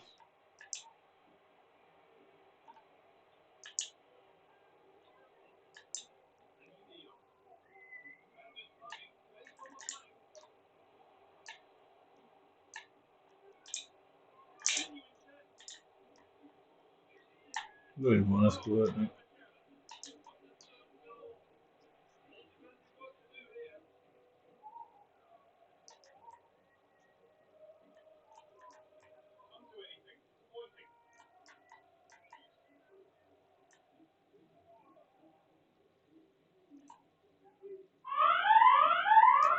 Yeah, look at it. You realize this shit. Like they're retreating down there. They're just like this is what this team is that they've got. Man. They feel like they're so good, and then they realize that wait, y'all could do shit. And they start retreating, did it? Poor people. Yeah, I'm gonna actually financially poor. Man, make do what you're doing. You're dumb guys. The people that you're doing it for, you're not even making half of a fraction of what they make. Man, crazy. You people, what you wanna defend in here makes no sense.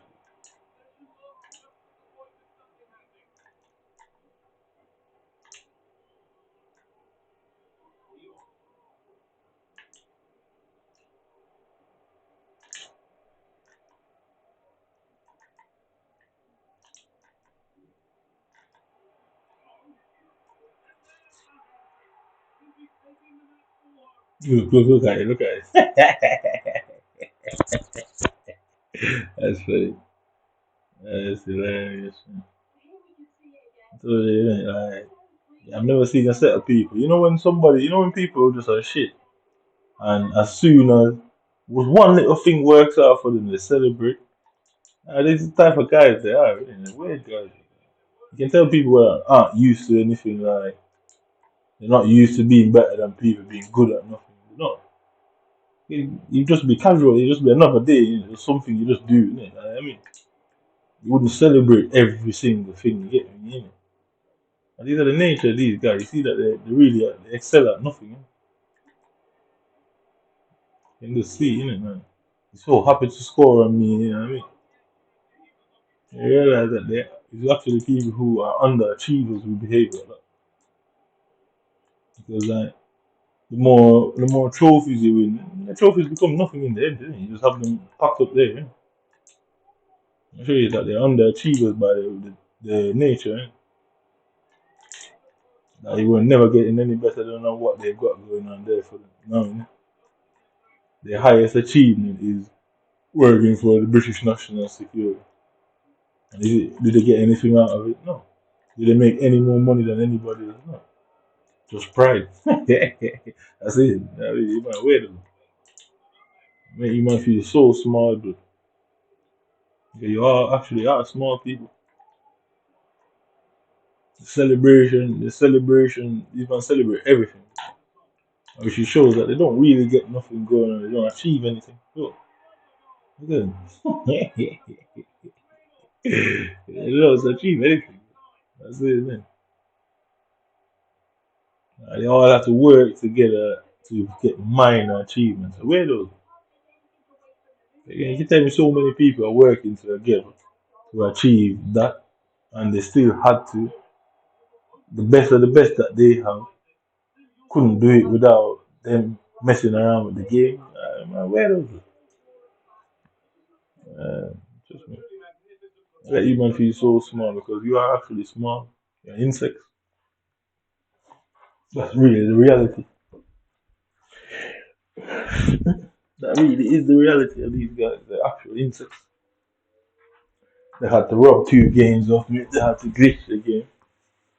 And they're sending the best that they can send, the best they have. And if that's your best and you still have to dope and cheat, it's like Dwayne Chambers is the best sprinter Britain has, and he still had to take sports enhancement drugs. So you can see how Britain really is. When was the last time they won a World Cup or any football tournament?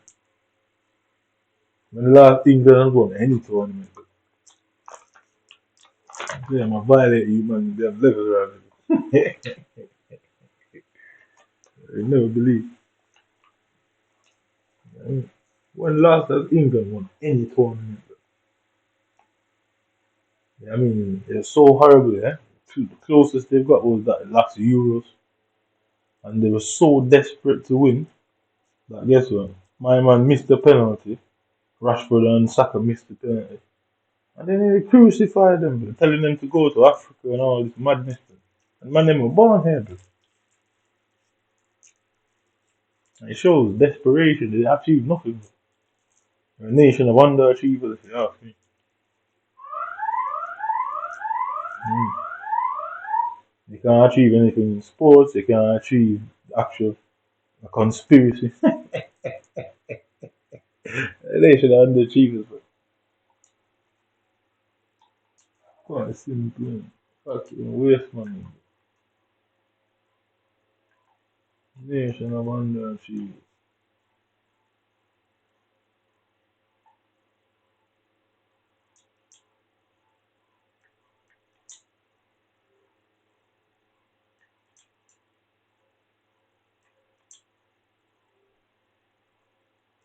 They probably thought I'd be running around celebrating. What for? I do this is something normal. It happens every day for me. You beating you people is no surprise to me. It's a surprise to yourself. It's just another day. Just another day. You might never know what it feels like. You just be good at everything you do. You get me? Just good. Hey, you had to cut me and boycott me because what would I be? I mean, I rule Britain, bro.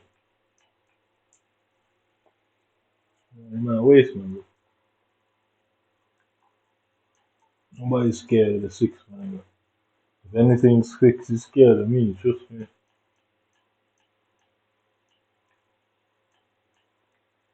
Man, deserve it. Do you think it's deserved? I want to play games. What a fucking game.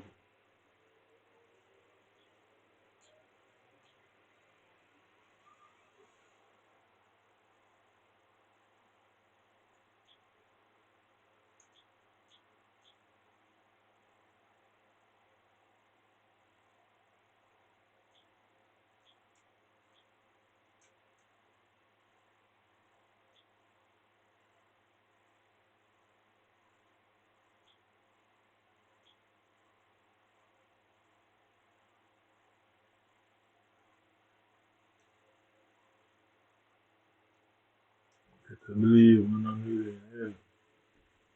Pressure on the stage feet. I don't pay one bill, boy. I don't have any access from the button. You can tell Northwest Housing said they came and got themselves involved. They have to explain where that dust is coming from. Because that's how, what is the hardest way? I mean, think. When the police is searching for a body and wherever that body was found, there is some sort of soil there. And when they go to their person of interest, they find the same soil.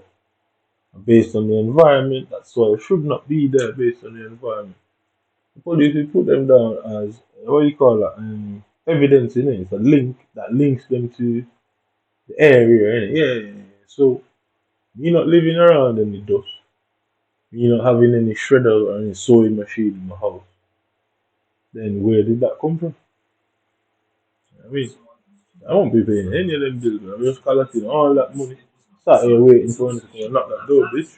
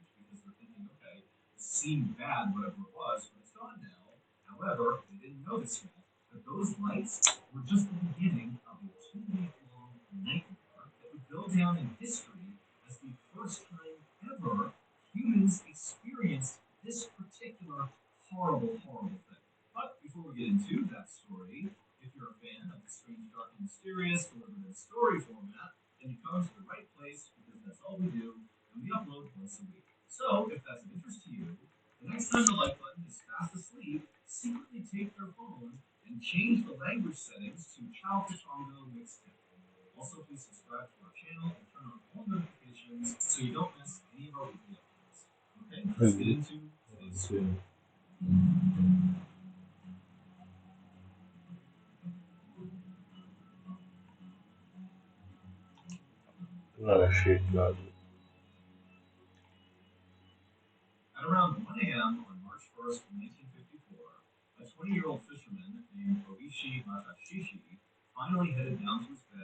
Easy, Massachusetts.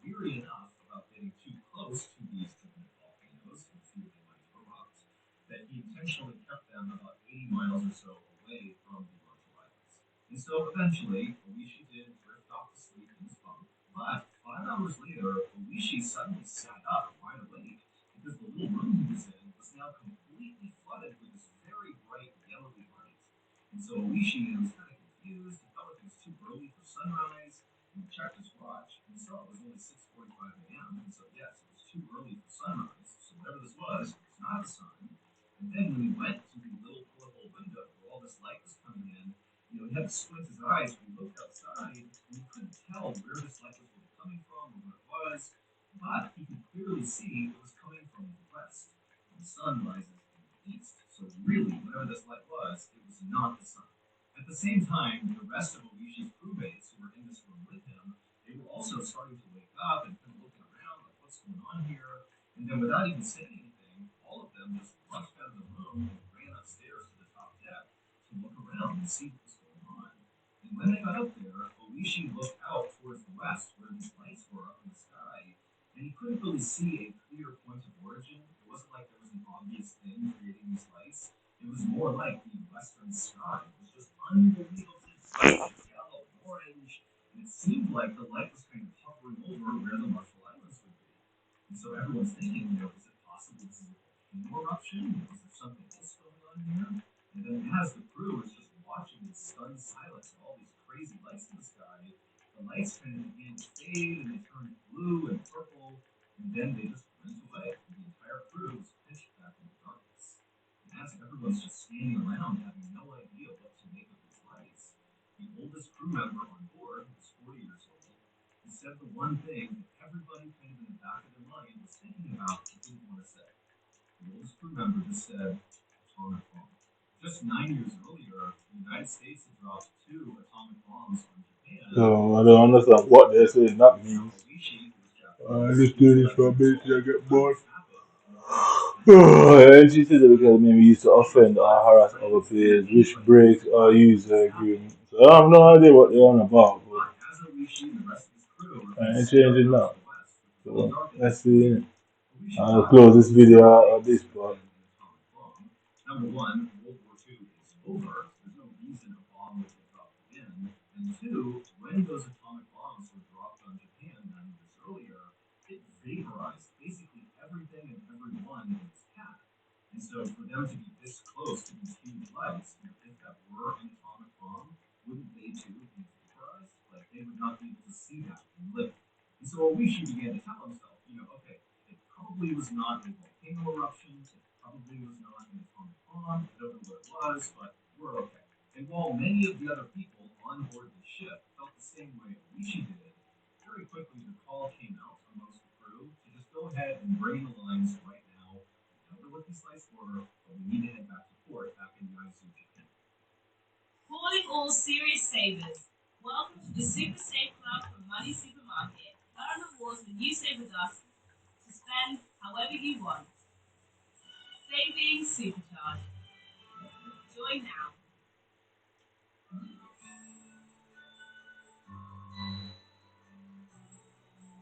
Mm-hmm.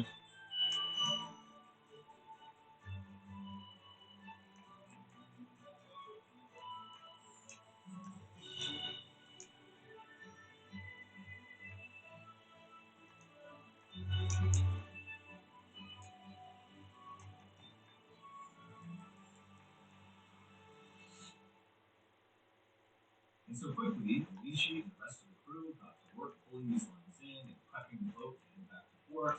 And then at some point after Oishi had done what he was supposed to do, he began walking his way down below to the galley to get some food.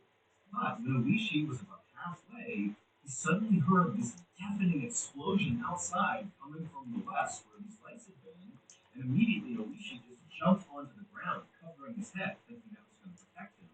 And as he's laying there listening to this unbelievable exploding sound, he's thinking, oh my gosh, one of those volcanoes under the Marshall Islands has indeed erupted. That's what's happening. And any minute now, a giant tsunami wave from this eruption is going to flip us over. We're going to get killed here. And so Oishi, as this massive exploding sound is going on, he jumps to his feet, he runs upstairs, and he finds the majority of the crew that was still up there had jumped to the ground. And they were just kind of protecting themselves. A couple braver crew members had stood up and were kind of looking out towards the west to see if they could see what was going on. But there were no lights now. It was just these crazy loud exploding sounds coming from the west. And then suddenly all the sounds stopped, and Oishi and the crew at that point braced for what they believed was this inevitable tsunami wave that was going to hit them. But the weird thing was, is after the exploding sound stopped, everything was totally calm. In fact, Oishi glanced over the edge of the boat and saw the water was totally placid, more calm than normal. And after a few more minutes went by and no massive tsunami wiped them all out, the crew was like, what's going on?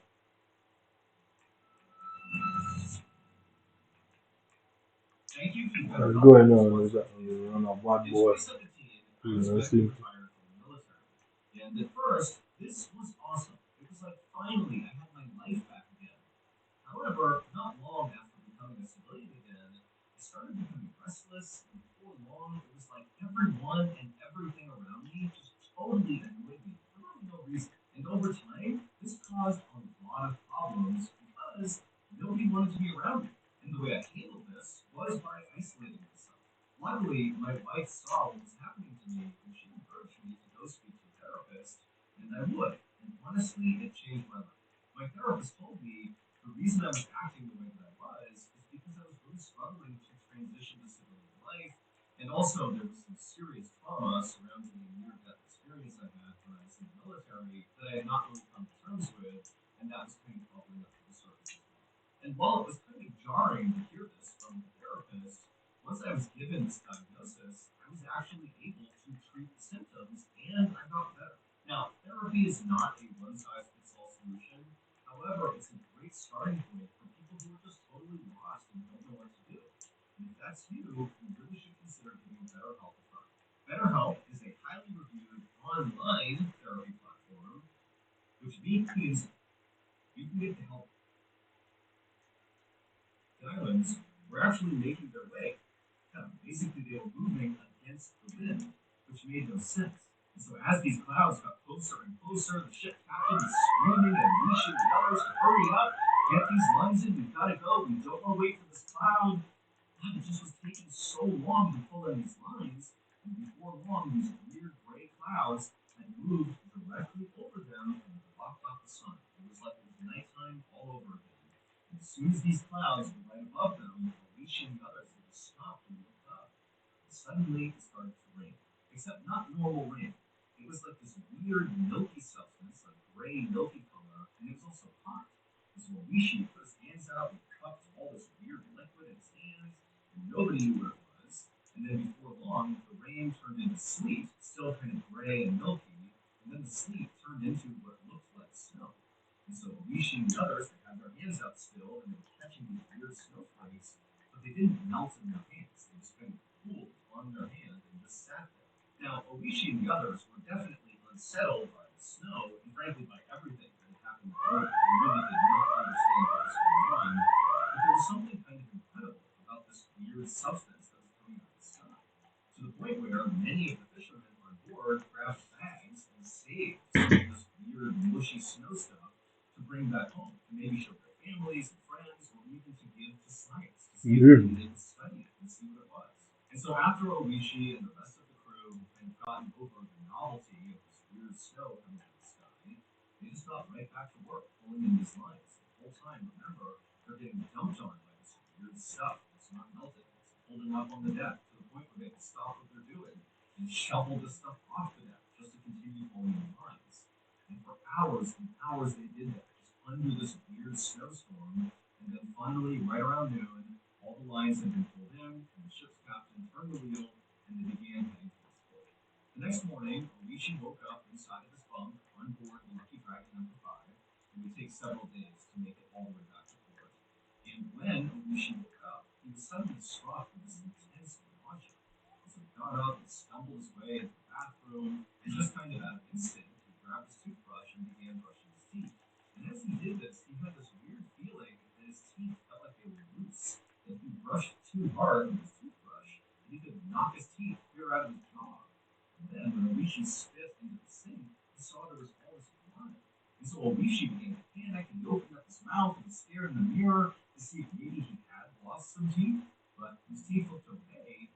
Again, just everything felt wrong, he felt so sick. And so Oishi had left the bathroom and went upstairs to the top deck.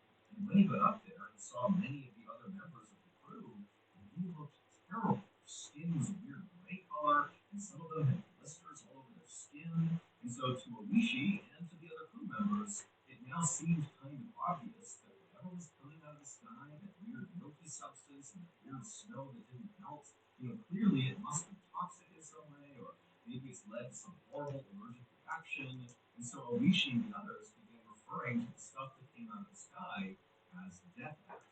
And the fishermen who had gathered up a lot of this death ash into bags to bring back home, were now too scared to even touch the bags. Like, they wanted to take the bags and dump the contents overboard, but the fear of interacting with that weird death ash was too much. And so there were these bags kind of draped all over the ship that nobody would near that contained this stuff. And over the next few days that the Lucky Dragon number 5 continued its journey towards port, Oishi and the rest of the crew members continued to get sicker and sicker. In fact, on one day, Oishi was outside unfurling one of the sails, and as he was hoisting this rope, he noticed the rope was covered in blood. And then when he looked at his hands, he realized it was because his hands were basically disintegrating as he was touching the rope. Like, his skin was just falling apart. And then, in addition to his skin falling off, Luishi's hair began falling out in huge clumps. And he was not alone. Many of the other crew members on board the Lucky Dragon number 5 had the same things going on. It was like everybody was just totally deteriorating, and they all knew it had to be connected to whatever the heck they had heard and seen when there was that explosion and the lights and the stuff raining out of the sky. They didn't know what it was, but it could not be a coincidence. That happened, and now this was happening to them. And so finally, on March 14th, the crew of the Lucky Dragon number 5 pulled into port in Gaizu, Japan, and as they got off, they made this interesting decision to not tell anyone what happened to them. They all had this fear that, if it got out, that people knew what happened to them, that somehow they'd get in trouble. And so they all decided they would treat whatever was happening to them, but they would do it kind of secretly. And so Rishi, as soon as he left the boat, he went straight to the doctor's office, and as best as he could, he tried to kind of discreetly tell the doctor what had happened during his fishing trip. And then he showed the doctor all these lesions on his skin and bald spots. In fact, he was so sick, and his teeth felt loose. And the doctor's like, I have no idea what's wrong with you. And so all he did was prescribe Oishi some safe ointment to put on all these blisters and lesions on his skin. And told Oishi that, this should work, it should clear everything up, and you should be okay, but come back if this ointment doesn't work. You don't just furnish a home, you grow them. Oak Furniture Man.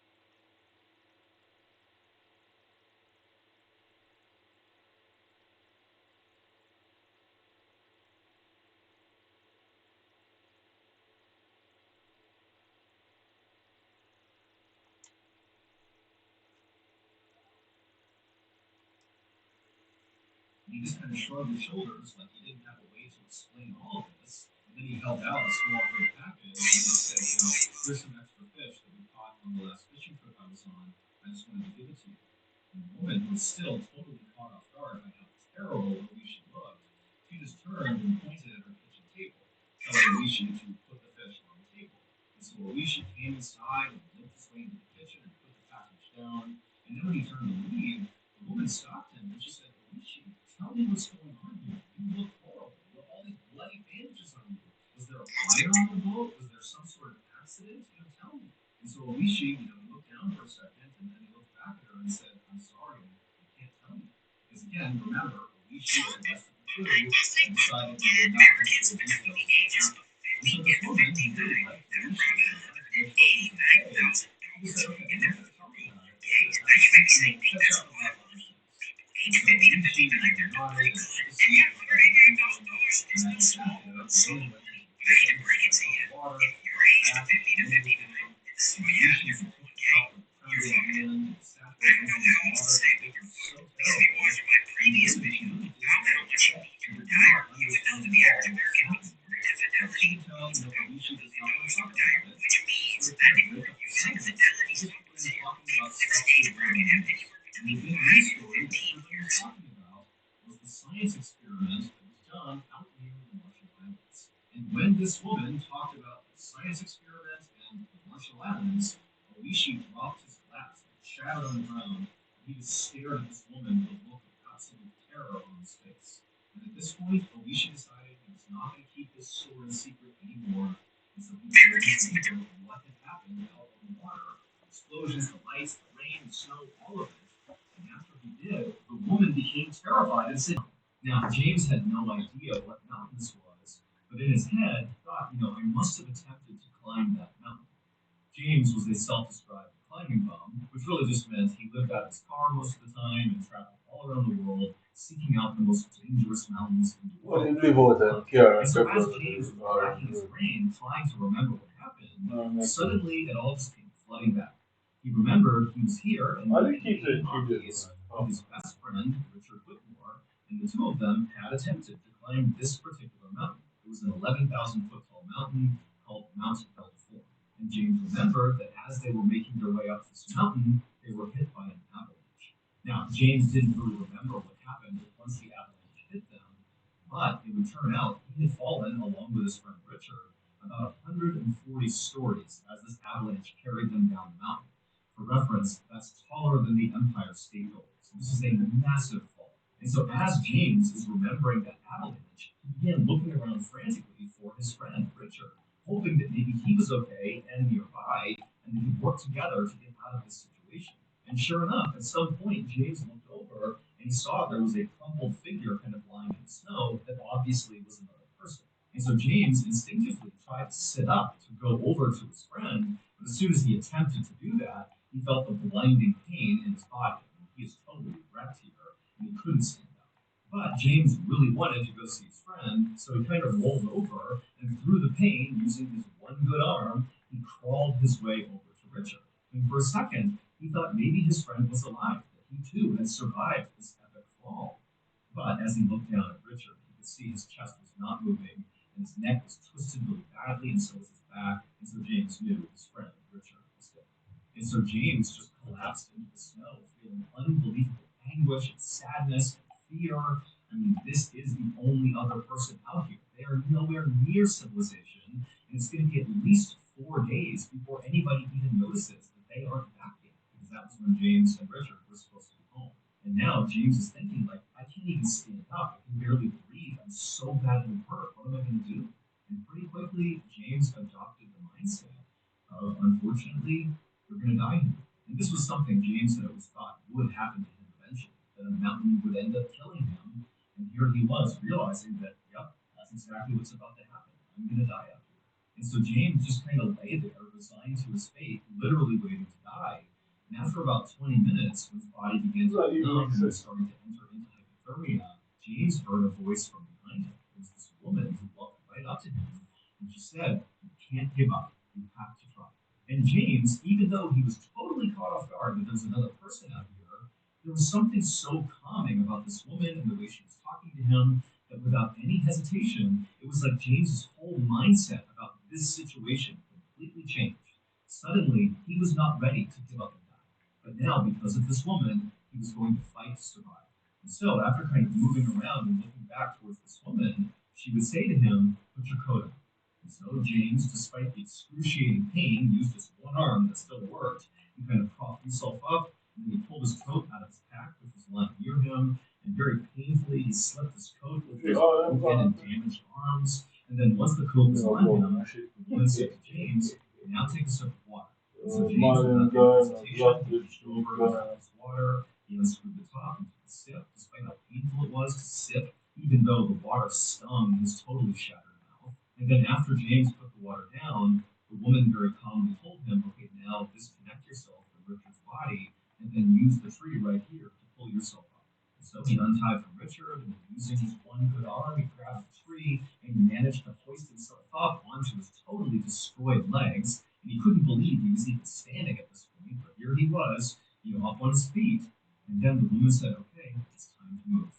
And so James began walking away from the mountain, and this woman just followed along behind him. And for a long time, he trudged through this knee-high snow, barely able to take a step without this blinding pain coursing through his body. But every time he began to stumble or slow down or seemed like he was going to give up, the woman would very calmly urge him to keep going, keep moving. And finally, after about 4 hours of this horribly painful trek James was on, he came upon a camp that he and his friend Richard had built before coming over to this mountain to begin this climb. And so James quickly began moving towards his tent that was still pitched, that he knew inside had a warm sleeping bag and some water and food. And so as he made his way towards the tent, he stopped himself and he turned around to talk to his guide and thank her for pushing him onward. But when he turned, there was no one there. When he looked at the ground, there was only one set of bloody footprints that were his, leading all the way back to wherever he followed. This guide, this woman, she didn't exist. James was totally unsettled by this and really didn't know what to do about it, but he knew right now the priority was just to survive. And so he made his way over to his tent and he attempted to get inside of it, but his hands were so cold and so badly beaten up that he couldn't use the zipper. He couldn't even get it open. And then finally, when he managed to use a tool to get it open, he couldn't open up his sleeping bag. It was like his body was shutting down. And so he thought, okay, I'll make a fire, and that will be enough to keep me warm. But again, it's like his body was failing him, and he couldn't do it. He couldn't start the fire. And so right as James is realizing that, despite making it to this campsite, he may not be able to survive because he can't use the campsite, he began to hear voices. Right away, James is worried that the voices he's hearing don't really exist, like this woman he had seen. But sure enough, just a second later, 3 skiers came around the corner and they saw James. And amazingly, one of them was a very experienced basically, Brian's the highest person. was a nurse. And so It's right away, when they saw Brian. James, they saw I hate there's an evolution, it's a scam. It's a basic scam. Because it was meant to really market it so you can choose anything you want. But the requirements only give certain finally opened up about this mysterious vanishing woman who literally saved his life. Without her talking to him and urging him to go, he would have laid there next to his friend and died. But James, he was afraid to bring up that he had seen this woman and feared that people would think he was crazy. But when he finally brought it up, he would quickly learn that he was far from the first person to experience this phenomenon of having this invisible person help him. In fact, this phenomenon is common enough that it has its own name. It's called the third man effect. The third man refers to this mysterious vanishing person that steps in and helps people survive who have just undergone some horribly traumatic event. An example of somebody else who has experienced the third man effect was the very last person to escape the second World Trade Center tower on September 11, 2001 in New York City during the terrorist attacks. He was able to get out right before it collapsed because a mysterious vanishing voice told him exactly which direction to go until he escaped. And so, whether the third man effect is actually supernatural or just a trick of survivor psychology, we don't know. James, who is both an atheist and a scientist, says he does not believe that this woman who saved him was an angel or connected to religion in any way. Instead, he just said, it was a presence that I needed at the time that saved my life, but that is the extent of my understanding.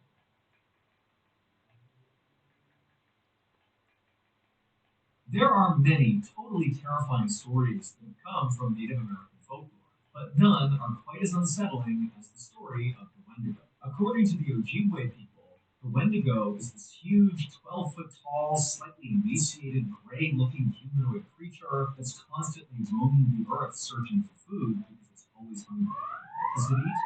People. The Wendigo will be featured on the very first episode of our brand new, incredible podcast from Walden Studios called Runfool. Runfool comes directly from the mind of the horror storytelling icon, Rodney Barnes. Rodney is an award-winning writer and producer who has helped define the horror genre in film, TV, and even in comic books. And now, I'm certain he's going to help redefine the horror genre in podcasting. To hear the story of the Wendigo, go run to wherever you get your podcasts, look up Runfool, and make sure you karate chop that follow button. Episodes 1 and 2 of Runfool are available right now wherever you get your podcasts. And remember, every week, Rodney will drop a brand new scary story.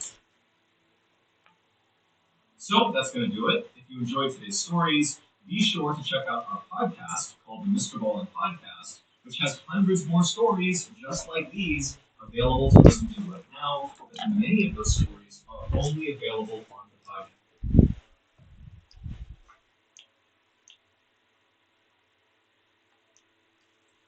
Right, so I wondered what was going on here with these things. Landy 86 has gifted out 10 members on the channel day. Oh, the champion! The champion! Sorry, guys, it's just the tune's not there on Saturday. That's fucking dreary. Lost about 16 viewers there, mate. Lady 86, thank you so much for gifting out 10 members on the channel, mate. You are an absolute legend, sir. That is big of you. Thank you so much for gifting out 10 new members. 10 new members, my son, courtesy of Lanky. Just everybody get mad love in there for Lanky 86. That's very generous of you, my friend. Appreciate you. Big love. Hope you're having a good one as well, lad. I hope school is going well. J United, 7 months of sausage soldier says, hey, Biggie, come United, let's get the dub. Thank you so much. 7 months of legend, J United. Let's get that big fat juicy W. Unicorn Sky, thanks for the 2-month member comment. Get in there, my son. We've got so many member comments coming in these days. It just shows you how many legends are in this community. So shout out to everyone with your member content. Unicorn Sky says, wood, 2 months done. That is absolutely class. Thank you for being a 2-month member of the channel on Unicorn Sky. And everybody have a channel too. Fucking legendess. Let's go. Thank you very much. That's going 2 for Unicorn.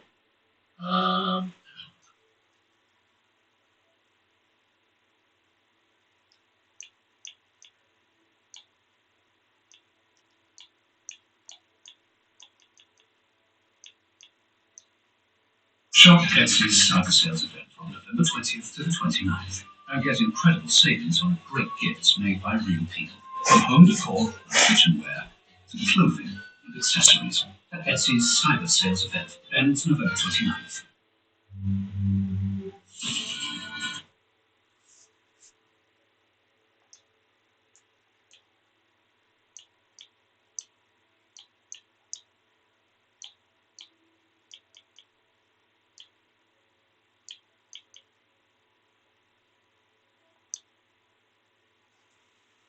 And welcome back to another FC24 video.